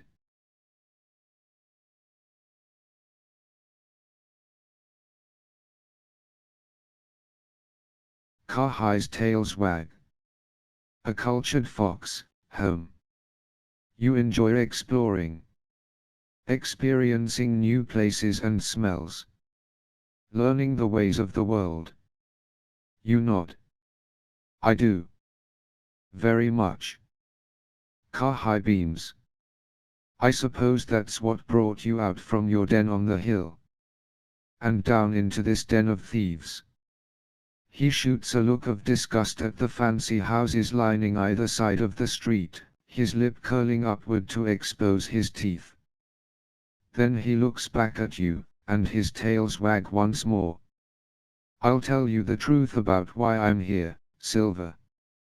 I'm burning things. For fun. His ears go flush against the sides of his head, an unexpected signal of an emotion you can't quite name. Embarrassment. Anxiety. It's a form of stress relief. It helps me relax. Oh. You blink rapidly at him for a moment, speechless. Your tails swish restlessly through the air in the lull. I have to be careful. Hisako's soldiers are looking for me. Well. He sighs, pawing the ground. I'm apprehensive about the oncoming war. So I'm comforting myself by burning things. He sits, his tails spread majestically behind him like a peacock's feathers. He tilts his head as he studies you. Don't you feel that way sometimes? Like you just have to set things on fire to feel better. Your ears twitch. No. You're a maniac. Kind of. All the time. Look away and say nothing. I'm really uncomfortable right now.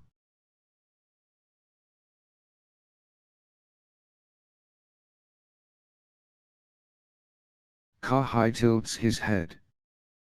Kind of, he asks. Well. You sigh. Maybe I've felt frustrated enough before that the thought of burning things just to soothe myself seemed rather appealing. I'd never actually do it, though.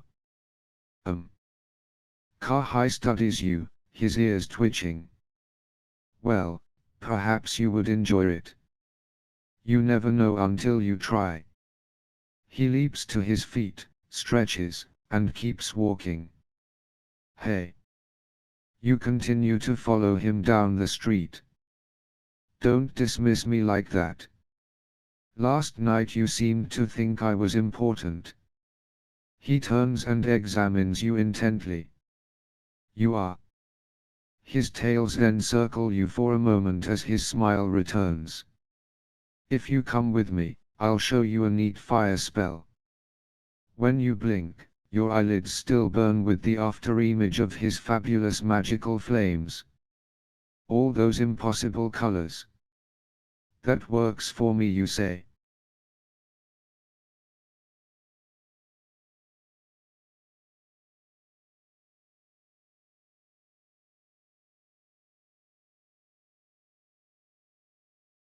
You follow Ka to a nearby house in the aristocratic quarter of Hoshimori.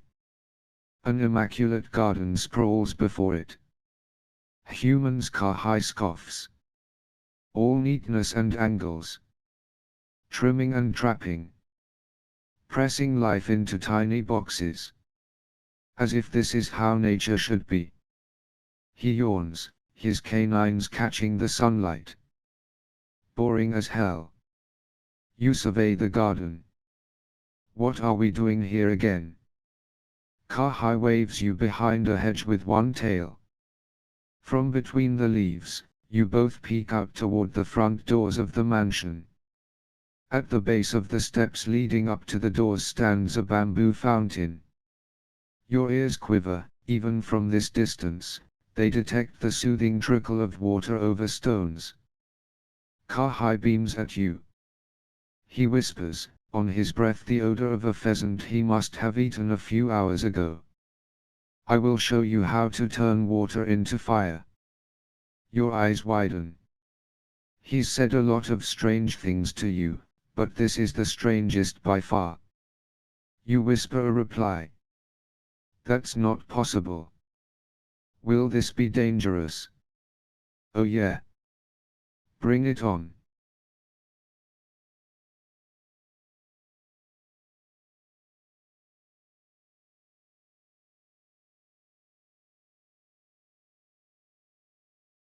Kahai chuckles.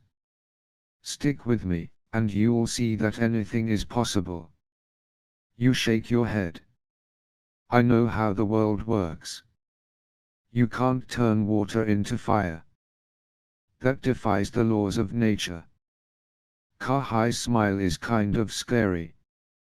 When you've been around as long as I have, you become a law of nature. Poking his muzzle around the edge of the hedge, he swings his head left and right, his nose twitching intently and his whiskers tasting the air. All clear. You follow him as he creeps toward the fountain, ducking around more hedges, statues, and benches for cover along the way.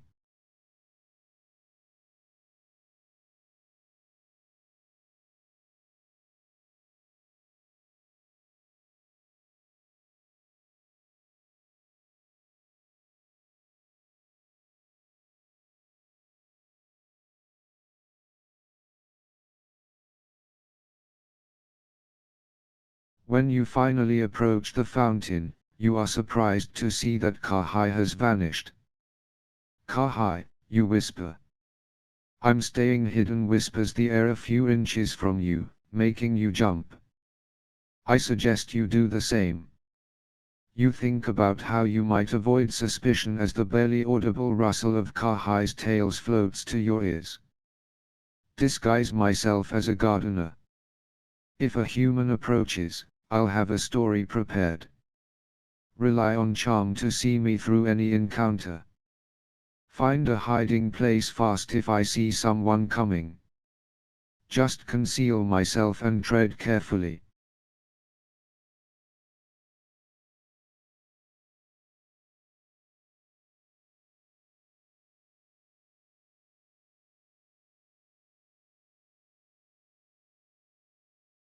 You're sure that you will be able to keep a low profile and not draw attention to yourself.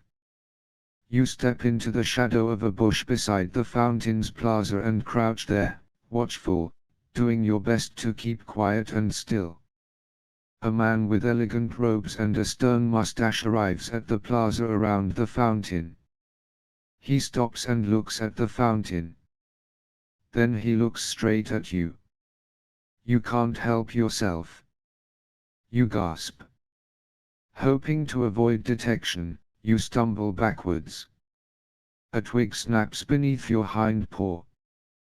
The man hears it, and he glares as he finally sees you lurking in the shadows. What are you doing, skulking about in my garden? You swallow a yelp. You're sure that whatever excuse you try to come up with now to justify your presence here won't satisfy him.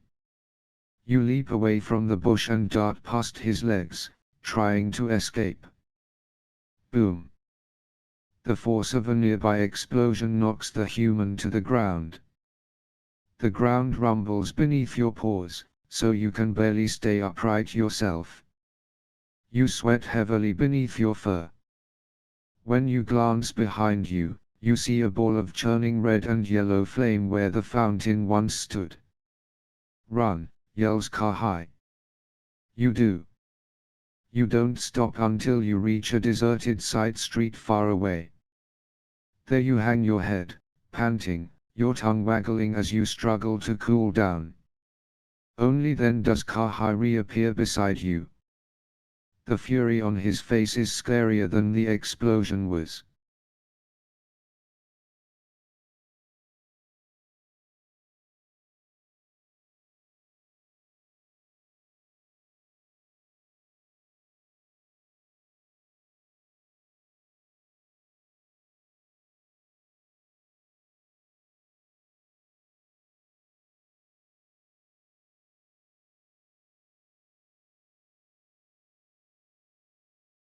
Foolish kid. Kahai hisses. You nearly got us killed. Don't you know that these humans are already thirsty for my blood? You lower your body in a submissive crouch. I'm sorry. I didn't mean for that to happen.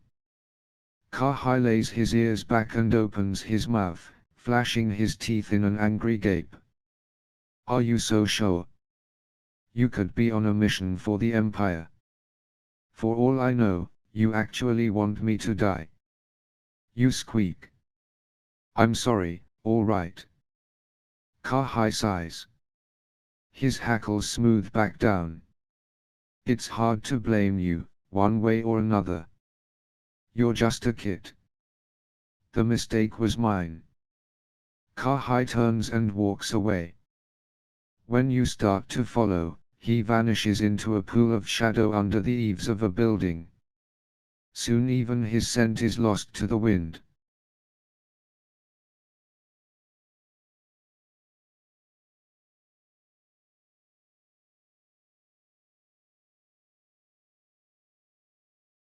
Following your nose, you return to the road leading up to the castle. At last, with bated breath, you let your paws carry you toward the stone steps. And Hisako.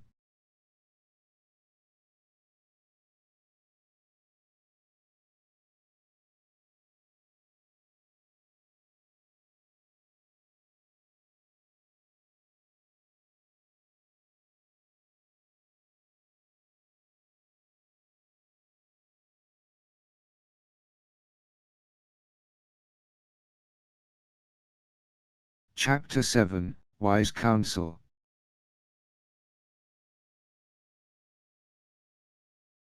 Before you arrive at the steps to the castle, you hear bushes rustling on the edge of the forest. When you glance that way, you glimpse brown fur through the latticework of branches. As the wind changes direction, the scent hits you, and you gasp. It's Kyo, the wild master of mind manipulation magic. She is snuffling around in the woods on the south side of the castle. What is she doing here? You have a feeling it's not a friendly visit. Curious, you scamper into the trees.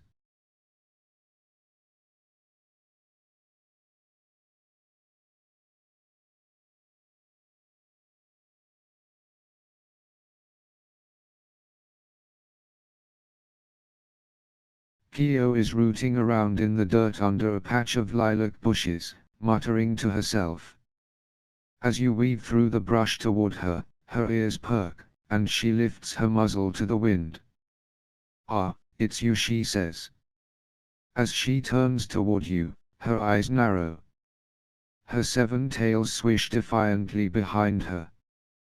Annoyance and suspicion seep from the glands between her paw pads into the bed of needles beneath her.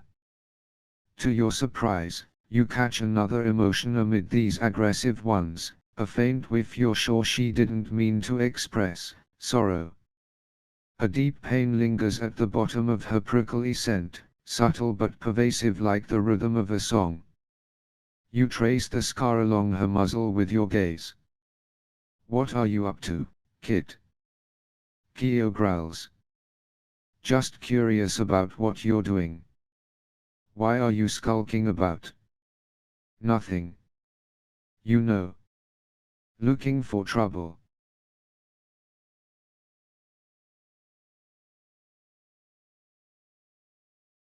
Kyo snarls softly. "I asked you first." You stare at her. "I can pull the truth from your mind if I want to, kid," she says coolly. You shiver from ears to paws, your fur bristling. She sighs. "But I suppose it wouldn't be worth the effort. A kid like you could be neither threatening nor useful." She returns to digging under the bush. Clods of dirt fly out from under her paws. A breeze tickles your spine, rubbing your fur the wrong way as you stand watching. When Kyo looks up and sees that you're still there, she snorts. "Curiosity killed the kid," she mutters. Pulling herself out of the bushes, she tilts her head, studying you.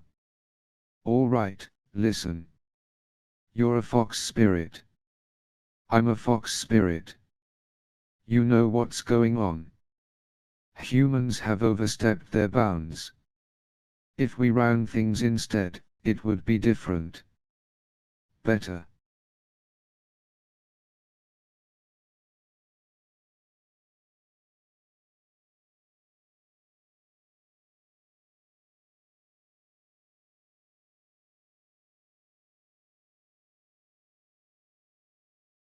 Kyo's upper half disappears into the hole, and then she noses something out of it.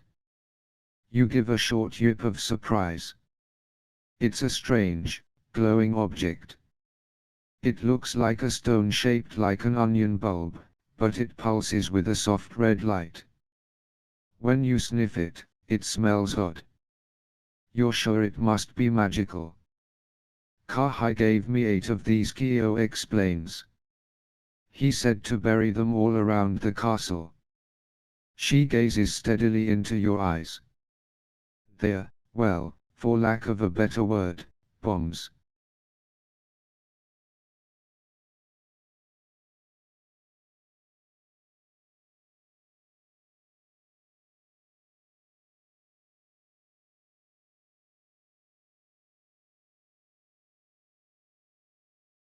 Your jaw drops, and your mouth goes dry.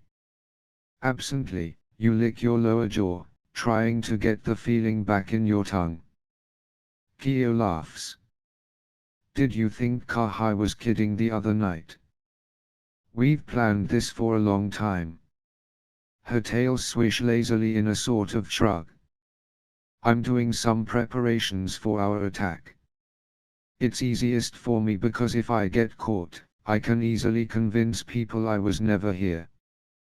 Remembering how Kyo's hypnotism knocked you out last night, you shudder. Well, kid. Are you going to stand there gawking, or do you want to help? I need to get all of these buried in order for any of them to work. You look from the glowing firebomb to Kyo's expectant face. When you were by the waterfall with Kyo and the other wild masters last night, you made an effort to convince them to enact change through peaceful means instead. Are you going to stand by that decision? Or have you changed your mind? Taking a deep breath and twitching your nose and ears, you decide how to answer Kyo. Yes, I'll help. The humans' follies must be corrected. But there has to be a better way. The Empire is running things just fine. You should stand down. This is wrong. I will fight you.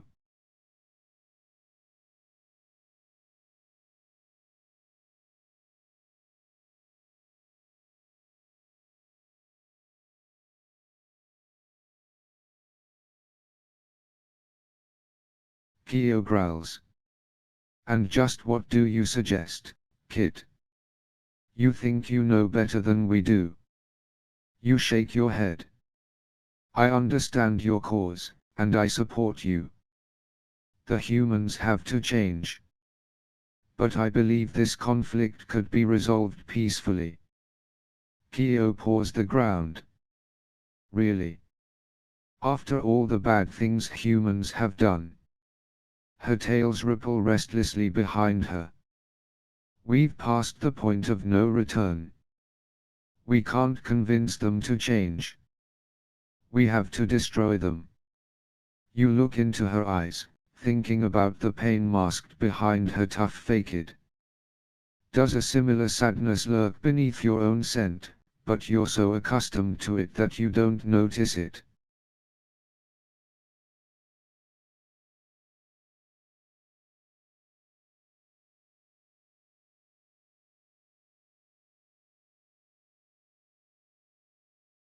You wonder how to advocate for peace while still showing your support for the Wild Masters.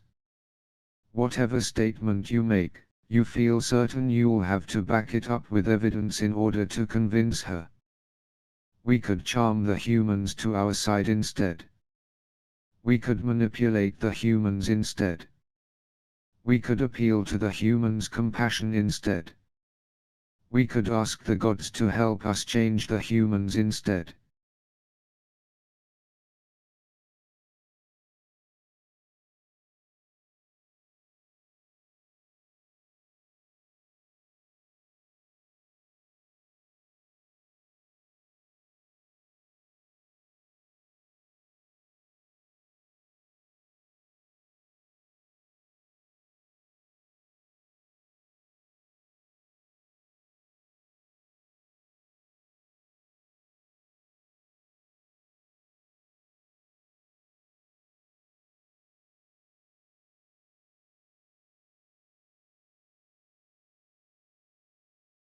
Kyo cocks her head to one side, and her ears twitch uncertainly.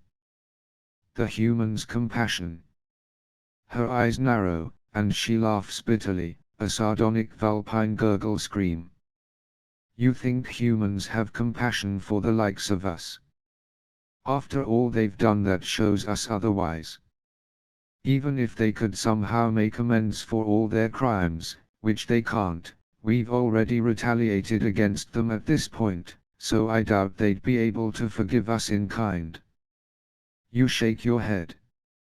You're underestimating their capacity for empathy.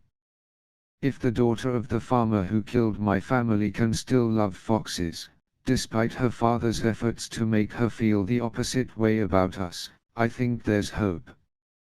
Kyo's muzzle pulls into a frown. Her tails lash restlessly behind her. However kind-hearted some of them might be, I think we would only be able to sustain their empathy on the whole if we could prove that we cared about them too. Do you think we could do that, even knowing all the terrible things they've done to foxes like us? Do you think we could be kind enough to them that they would forgive our past mistakes in turn? Yes, you say.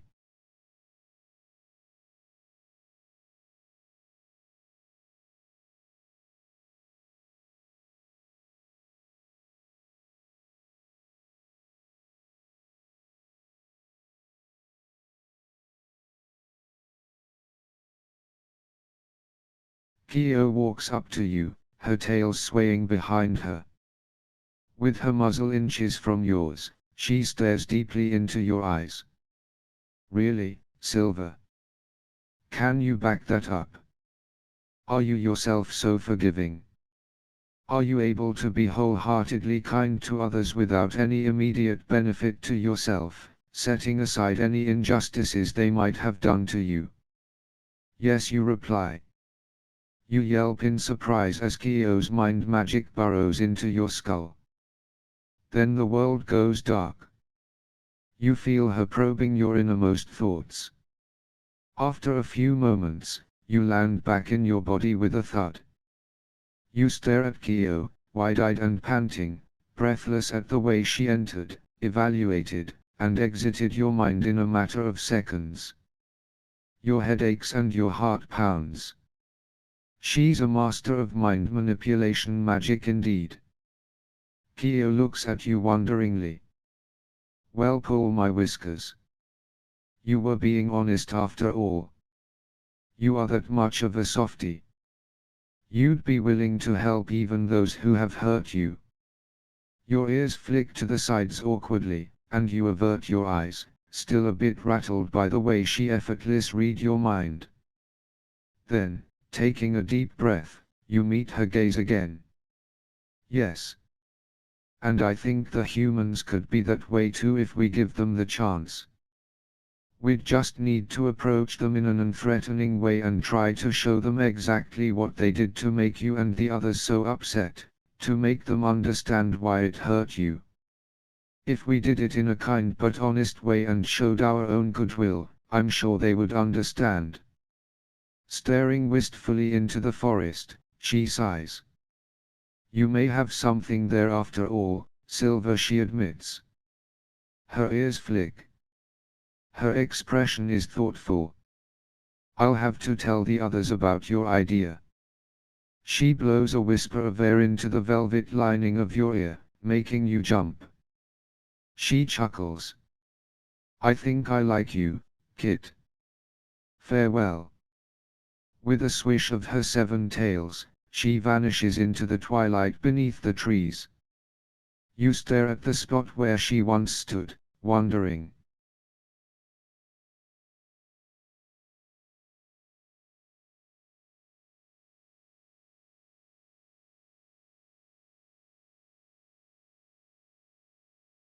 After a few long moments lost in thought, you sniff the wind, and your muzzle swivels back toward the castle. You remember why you came in this direction in the first place, to speak to Hisako. You survey the staircase leading up to Hisako's castle. Taking a deep breath, you scamper toward it and up the steps.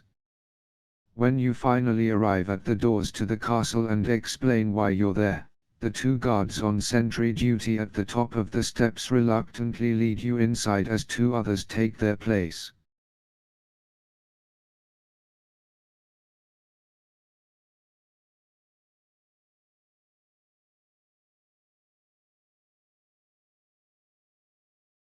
When you step into the castle, the first thing that strikes you is the size of the entrance hall. You crane your neck, tilting your muzzle up toward the ceiling, taking it in. You're not surprised by the scope of it. It's a human building, after all, so of course it seems big to you. Besides, as a castle, it's intended to be more impressive than most. Inexplicably, it feels larger inside than it appeared from the outside.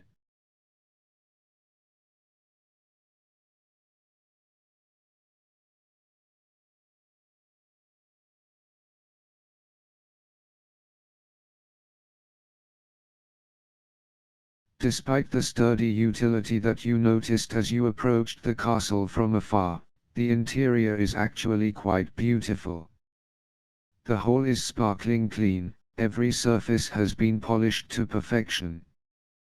Tapestries depicting the emblem of the empire, a golden sun set into a dark blue background, hang proudly from every wall and banister.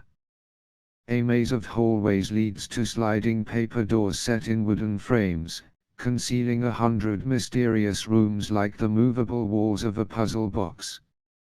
You sniff the air, wondering what secrets they might hold. You smell mostly lacquer and perfume, but also scents from humans who passed through here recently, the sweat and metal odor of soldiers, scents of silk and unknown colognes, exotic spices, faint whiffs of the oxen and horses by which guests traveled to get here. It would seem that many humans from very far away have visited Hisako's castle. Elegant porcelain vases stand on decorative tables throughout the room. The paintings on them seem to depict important events from the empire's history. Absently, you wonder what Ren would think of them.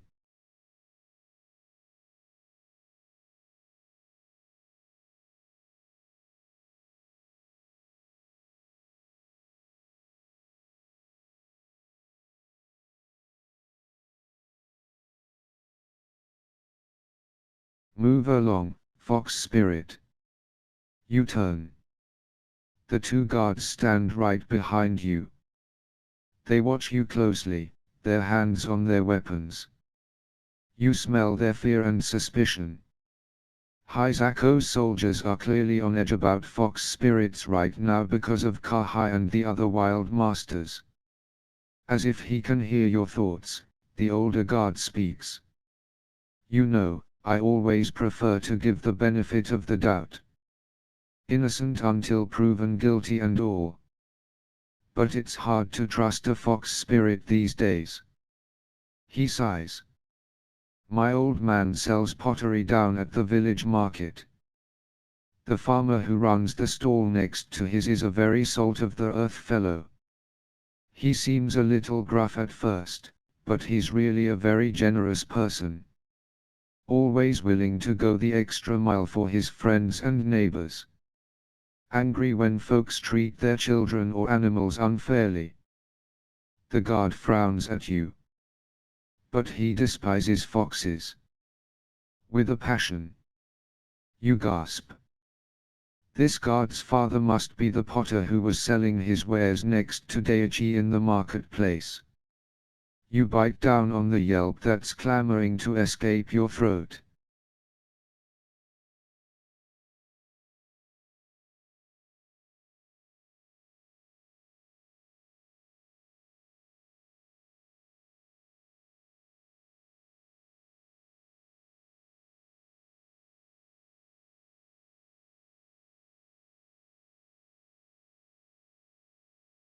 The guards grimace at you. You gulp. It would be in your interest to diffuse the tension. If you can soothe these men, they might feel more favorable toward foxes in the future and express that goodwill to their friends and families. If you fail to comfort them, however, the villagers' opinions toward foxes might decrease even further. You reflect on what just happened with Gio. You made an effort to convince her to enact change through peaceful means instead. With this in mind, what do you hope to accomplish now with the guards? Will you continue on the path you've been pursuing or change direction? If you're more concerned with showing your support for the Empire's cause, rather than the individual people of the village, you could discuss a brilliant plan that might protect the Empire from the Wild Masters. If you suggest an ill-considered idea, though, they may assume you're on the Wild Masters' side. You could also try to earn the guards' trust for the Wild Masters' advantage instead. If you are self-regarding enough to tell them a lot of sympathetic details about your life, even if they seem restless or bored, you can gain their compassion and use it to make a case for Kahai's cause of giving fox spirits more power and freedom. But if you clam up, you may do the opposite. On the other hand, the older guard's connection to Daichi could help you influence Daichi's attitude toward foxes specifically.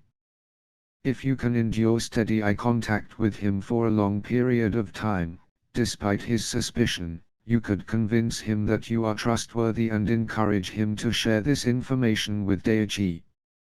Failing to meet the guard's gaze steadily will likely make him trust you even less, and this may decrease the likelihood that Daichi himself will change. Chat with them pleasantly to soothe them. Discuss a brilliant idea I concocted that could stop the Wild Masters. Share heaps of information about myself and earn their trust to help Kahai's cause. Patiently suffer through the older guard's suspicion to prove Daichi can trust me.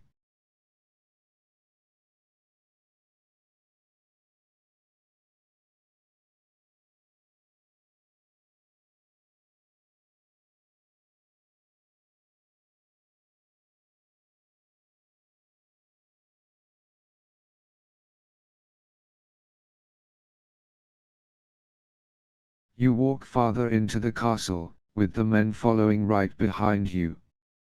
Your tails swish behind you as your claws clack against the wooden floor. Suddenly, you stop and turn around, meeting the gaze of the older guard. Look into my eyes, and you'll see that I have nothing to hide. That I mean you no ill will. You do your best to calmly maintain eye contact with the man, despite his intense scrutiny. Luckily, your will is strong. You don't shrink from him, so you win the staring contest. The older guard sighs. I can see that you aren't acting shifty or suspicious, he admits. You're able to maintain your poise, even under pressure. If you were nervous and hiding something, I doubt you'd be able to meet my eyes so calmly for so long. Yes, agrees the younger man. He would surely have cracked by now. You smile and nod. I'm glad you understand that I am not your enemy. That fox spirits are not inherently evil. You sigh softly. I hope you can convince your father's farmer friend of the same. I will do my best, the older man says, nodding approvingly. Come. We will take you to Hisako now. The guards direct you to the stairs. You climb the steps as the men follow close behind you. Your blunt claws scrabble on the slippery wood. The staircase travels upward in tight, square coils. As you hop your way up it, you pause now and then to point your muzzle upward and admire the intricate network of wooden beams supporting the roof. At last, you reach the top. Passing through a sliding paper screen, you enter a large, opulent room, adorned with silk tapestries, a regal sitting cushion, and a gilded tea table. You sniff, picking up a few faint, lingering traces of Hisako's scent. But Hisako isn't here yet. Hisako will be with you shortly, the older guard assures you. Shio will inform her of your presence. With a curt bow, the younger guard departs. You sit before the cushion, your tails swishing in anticipation, pretending not to notice the way the remaining guard is studying you.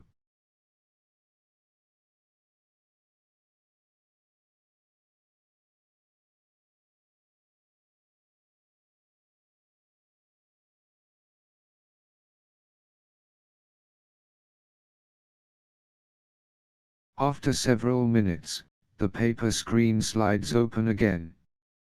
Hisako steps into the room with the young guard trailing behind her.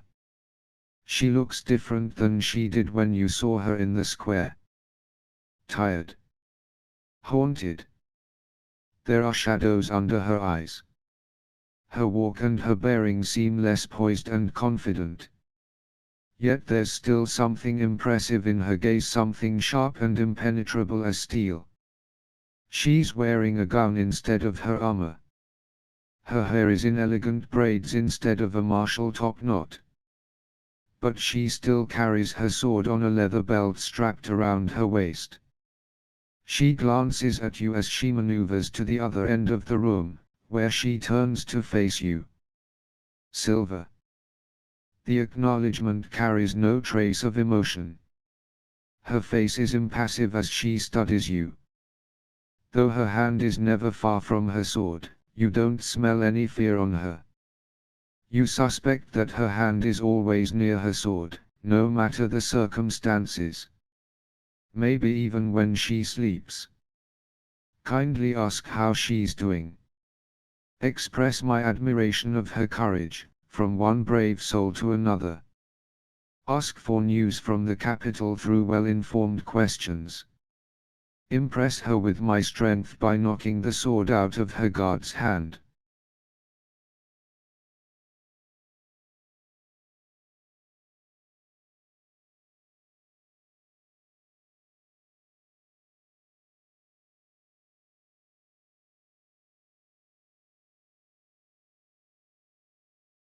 You study the shadows under her eyes, the slouch to her shoulders. Are you doing all right, Honorable Hisako? Hisako studies you in return, hollow-eyed, neutral. Do you care?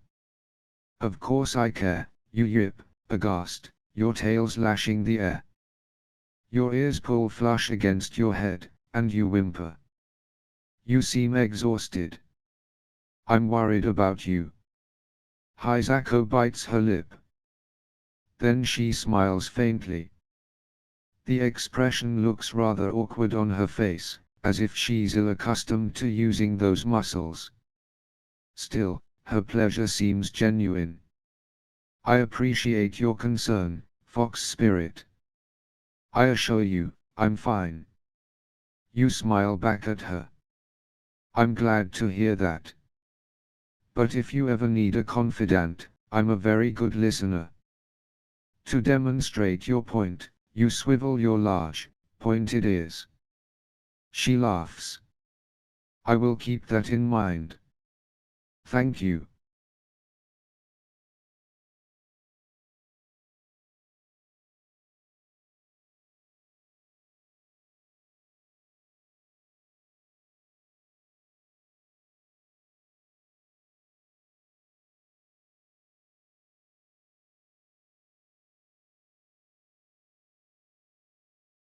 Where were you? You find yourself asking Hisako. This seems to be your official stateroom, yet you were not here when we arrived. She doesn't live in the castle, pipes up the younger guard. She lives in the shack beside the castle. The older guard elbows him sharply, and he grunts in pain. The look Hisako gives him is sharper still. For security reasons, I prefer not to make that information known to visitors, Shio. Shio's face falls, and he bows quickly. Very sorry, Venerable Hisako. Hisako sighs. What's done is done. For better or worse, he knows now. You recall the modest shack hunkered in the shadow of the castle. You gape at Hisako. You live there. Hisako nods. Indeed. She glances around this opulent room, grimacing in distaste. Honestly, I've never felt comfortable in surroundings like these. My formative years in the military gave me simpler tastes. Barracks and tents always suited me fine. She returns her gaze to yours. Besides, as village head, I prefer to live as the least fortunate of my people do. This way, I can better understand and appreciate their concerns and be able to help those who need it most. And most of the money I receive from the capital can go towards projects to improve Hoshimori, instead of funding a lavish lifestyle for myself. She sighs, looking around the room once more. But we still keep the castle presentable for when the Emperor comes to visit. That way, he'll assume I'm behaving like a properly imposing instrument of his will. Her last comment crackles with dry humor. As she gazes thoughtfully around the room, her hands clasped behind her back, you reflect on your feelings about this surprising revelation. That's noble of Hisako. I appreciate that she puts her people first. That's foolish of Hisako. I'd embrace the high life and buy myself nice things. That's vigilant of Hisako. Attackers won't expect to find her in that shack. That's deceitful of Hisako. It's a ploy to make her people think she understands.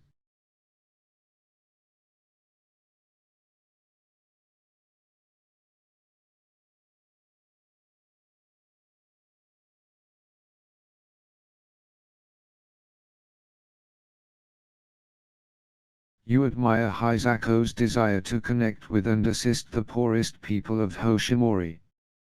Her actions show integrity, generosity, and compassion. Judging from the inside of the castle, she could clearly live luxuriously if she chose. But she would rather help those less fortunate than herself and strive to improve the village for everyone. Your tails wag at the thought of such selflessness. It brings a smile to your muzzle. So, fox spirit. Hisako turns to you. You wish to speak with me. Your fur stands on end, and chills run down your body from your muzzle to your tails. As a human would say, you hold all the cards right now. As your mother would say, all the chicks are in your den. You alone have knowledge of the Wild Master's plan. And you can use that knowledge either to assist the Empire or to weaken it, to champion peace or advocate for war.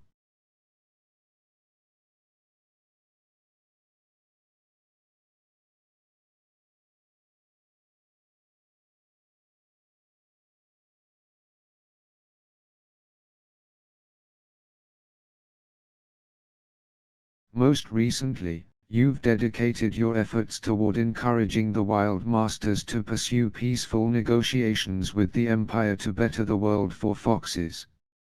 So far, your actions in Hoshimori have contributed obvious support neither to the Wild Masters nor the Empire. And your behavior has promoted the cause of peace. Whether this is what you wanted to happen or not, you now have a fresh opportunity, here with Hisako in the castle, to make a difference in this conflict in a profound way.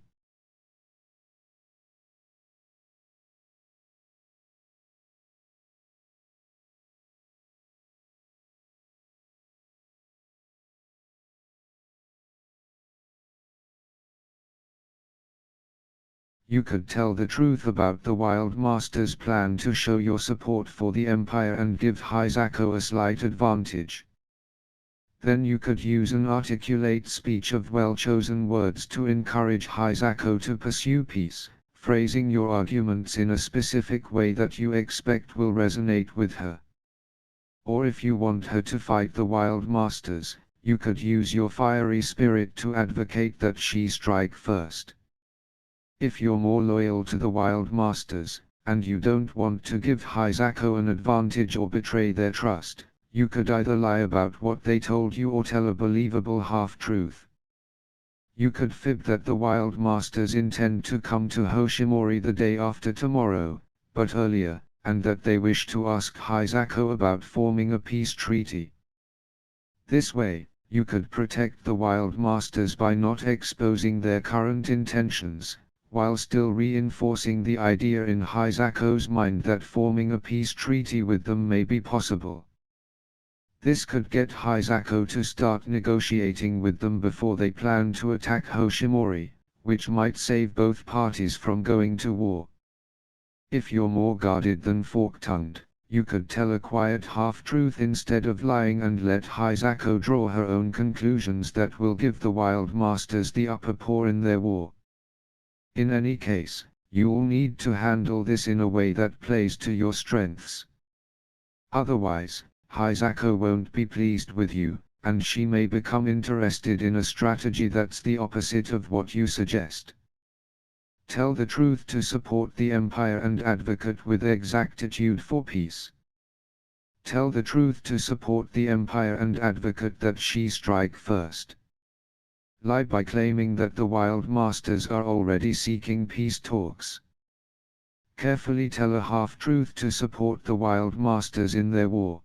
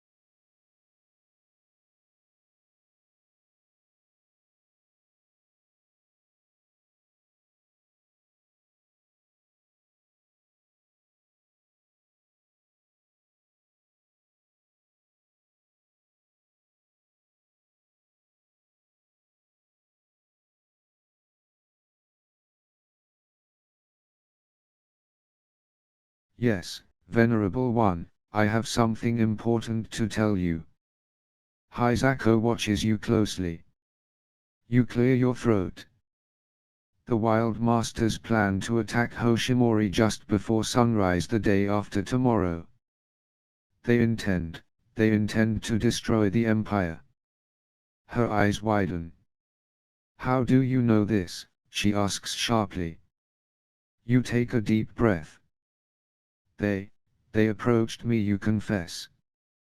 Kahai wanted me to join them. She frowns. I see. She glances at her guards, who look stricken. I feared they might be planning a much larger assault on Hoshimori. The problems they've been causing for us have gotten worse over time, morphing from simple pranks to horrid crimes. She sighs. I should have known their ambitions were even larger than the village. I'm telling you this because I support you and the Empire you continue. This conflict still doesn't have to end in violence. I think you could settle it peacefully. Her brow furrows. How? Her eyes spark like blades striking each other. If you're asking me to refrain from attacking them just to leave us defenseless against their slaughter, I will not think kindly of you, fox spirit. No, you reply.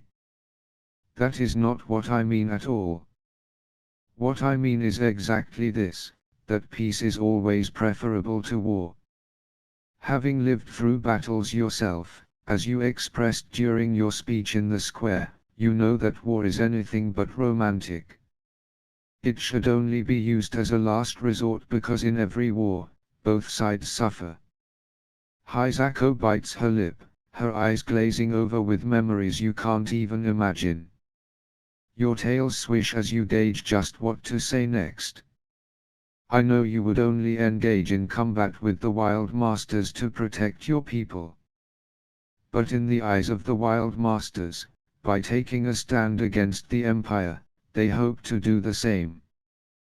To protect their own. Hisako opens her mouth to protest, but you shake your head, and she lets you continue. They believe that fox spirits have been hurt and oppressed by humans. That the Empire's industrial and agricultural developments over time have taken a toll on the forests foxes rely on for survival.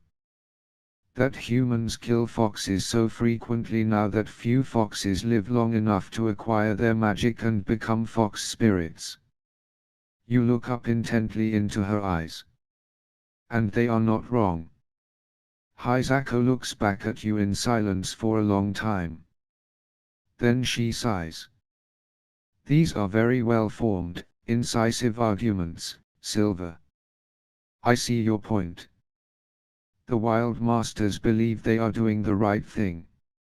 It's hard to fault them for wanting to rise against us. She glances out the window toward the forest beyond the castle. Perhaps we could negotiate with them. Determine better policies that would allow fox spirits and humans to live in harmony. Her brow furrows. If, of course, the Wild Masters are amenable to such negotiations. But how exactly this conflict will be resolved still remains to be seen. She looks toward her guards, who are shifting their weight from foot to foot as they listen to your conversation, and then back to you. If we need to fight, we will. But you've given me a lot to think about. Hisako nods at you approvingly. Thank you for explaining this to me, Fox Spirit. I will take this information into account while evaluating the options before us.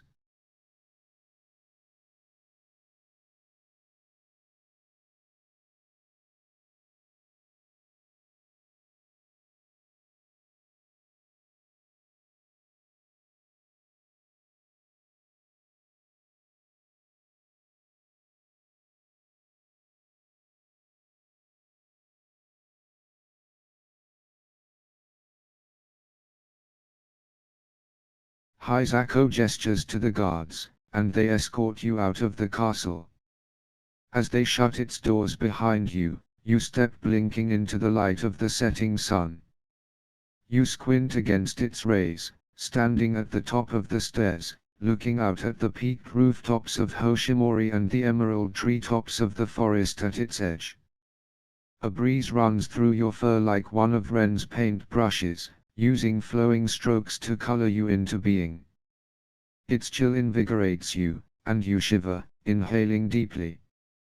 You feel relieved to be outside again, where the air is alive, not stagnant. Living air is the kind that carries stories. Your nose twitches, taking in the scents of sunset as your eyes absorb its sights. As you leap down the steps, your paws nimble on the stone, your mind whirls with questions. Can fox spirits and humans coexist? Should they?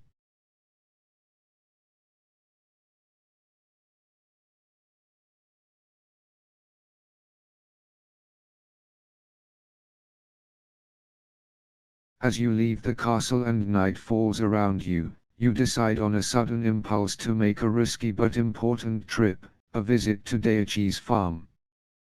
To your head, roiling with questions about human and fox spirit relations, and your heart, aching with memories of the pain of losing your family, it feels like a sort of pilgrimage. A fierce magnetic pull draws you toward the dangerous place like a moth to a flame. It's this reckless force that finds you lingering in the trees again on the edge of Daiichi's field only 2 nights after your fateful encounter with Ren. As much as it hurts, you want to remember. To wallow in the wound until the sharp sting becomes a dull ache that throbs in the background of your life. Until you can find some solace or wisdom or higher purpose for what happened, though deep in your heart you fear you never will. The rice plants ripple in the wind like a fox's raised hackles, tall and shadowy specters of anger. You crouch in the darkness at the edge of the forest and watch them, thinking about your family. Your brother Tijan, brown-furred and brazen, overconfident to the point of adorable idiocy. Your sister Michi, a red-furred introvert who spent more time staring at leaves than gambling about with the rest of you. White-furred Dayton, the prodigal pouncer, and ebony Nami, their constant companion. Spotted Asuka, cheerful and sweet, who you can no longer picture without an arrow poking from her side. Gray-furred Aichi, who was tough and smart and curious up until the moment when he choked to death in the snare. Your littermates. Your mother. Your father. Gone, gone, gone. Their names sing through your mind like a mantra from hell, and your eyes fill with tears that cut like stones.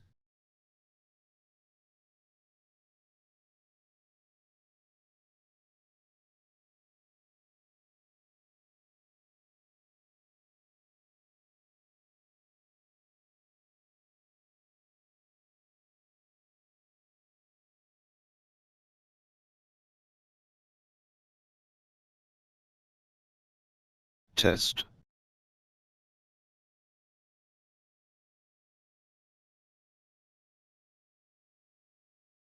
Test.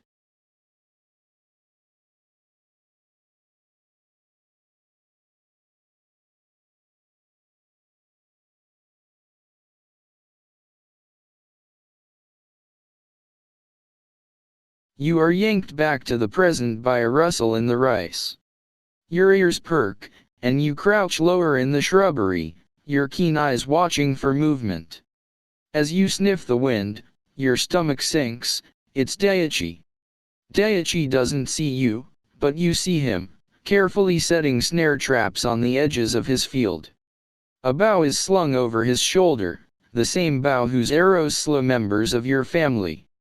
Your dread and fear and disgust are suddenly subsumed by a wave of steely resolve. This is your moment. It feels like the veil between who you are and who you ought to be has been torn asunder for one brief, gasping moment, allowing you a tiny glimpse into the future. Your body fills with a sense of purpose. You know what you must do. I will try to make Daiichi suffer. I will try to change Daiichi's mind about foxes. I will leave.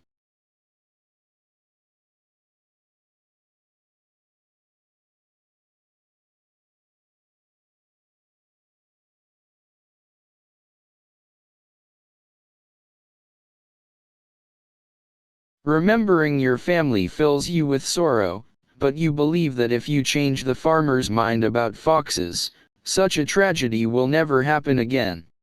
Surely there's an explanation for his anger and hatred. If you can pick his brain about it and challenge his misconceptions, perhaps you can transform his heart for good. However, the journey of 1,000 miles begins with a single paw step.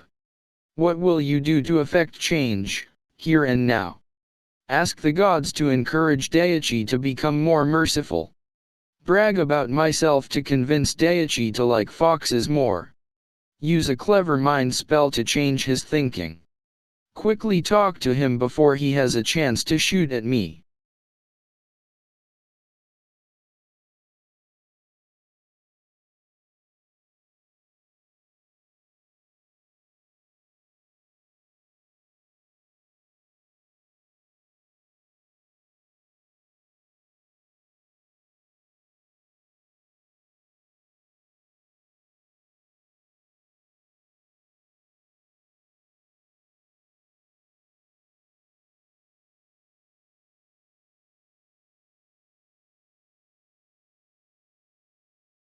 Taking a deep breath, you sprint out of the shadows and up to Daichi, words tumbling from your muzzle in a rush.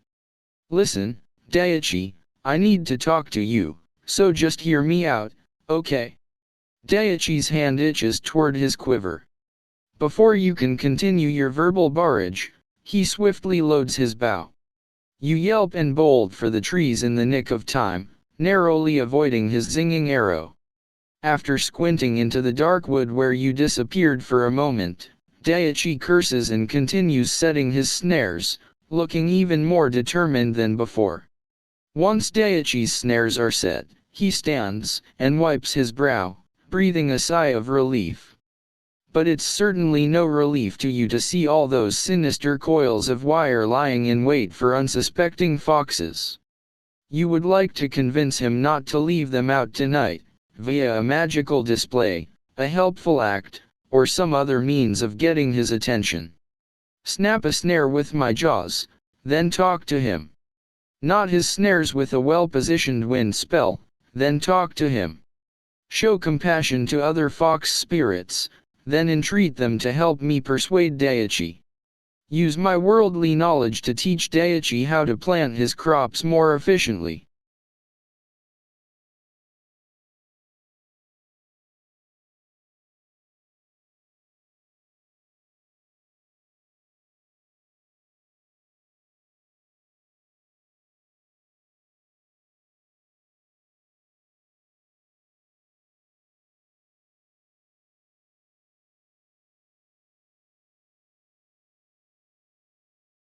You trot out into the open. Ho, Daichi, you call. Daichi turns and glares at you, pulling an arrow from the quiver at his back. You shake your head. I'm not here to harm you, Daichi. I just want to offer my advice. You trot down the length of the paddy, sniffing and observing. Daichi never takes his eyes off you. At last, you sit before him and smile. Did you know your paddy is growing on a slight incline? Daichi huffs. Why are you distracting me, fox spirit? You shake your head. No, listen. I am well versed in the ways of the world and all manner of useful knowledge.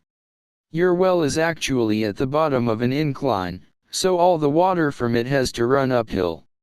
This makes it harder for the water to spread effectively. Daichi's hardened expression turns to one of surprise, perhaps even respect. He returns the arrow to the quiver on his back. He seems keenly interested in your advice about rice farming, which you happen to know a lot about. Wagging your tails a little, you continue. The solution would be to build another well over here on this side to tap into a higher source of water. That way, when you flood the field, the water will flow downhill, which will enable it to spread easier and faster. Daichi nods. That's actually a very good idea, fox spirit. Thank you. You beam at him, swishing your tails. I'm full of good ideas. And I'm using those ideas to help you, not harm you. You sigh sadly. You, on the other hand, are using this human innovation of coiled wire to slaughter other living, feeling creatures. Daichi glowers at you. That's a foolish comparison, fox. Human lives are valuable. Foxes' lives are not. You frown, your ears twitching. Is that so? You study the snares with a penetrating gaze. Do you know you're inflicting tremendous pain on sentient beings when you set these traps? Can you imagine how it feels, a metal coil squeezing and snapping your neck? Daichi winces. You trot back toward the wood. If I were you, I'd suggest you give it up, Daichi. Don't leave these snares out tonight. You smile wryly at him. After all, I could use my practical expertise to injure you instead of offering you advice, but I won't. We're not all evil creatures, you know.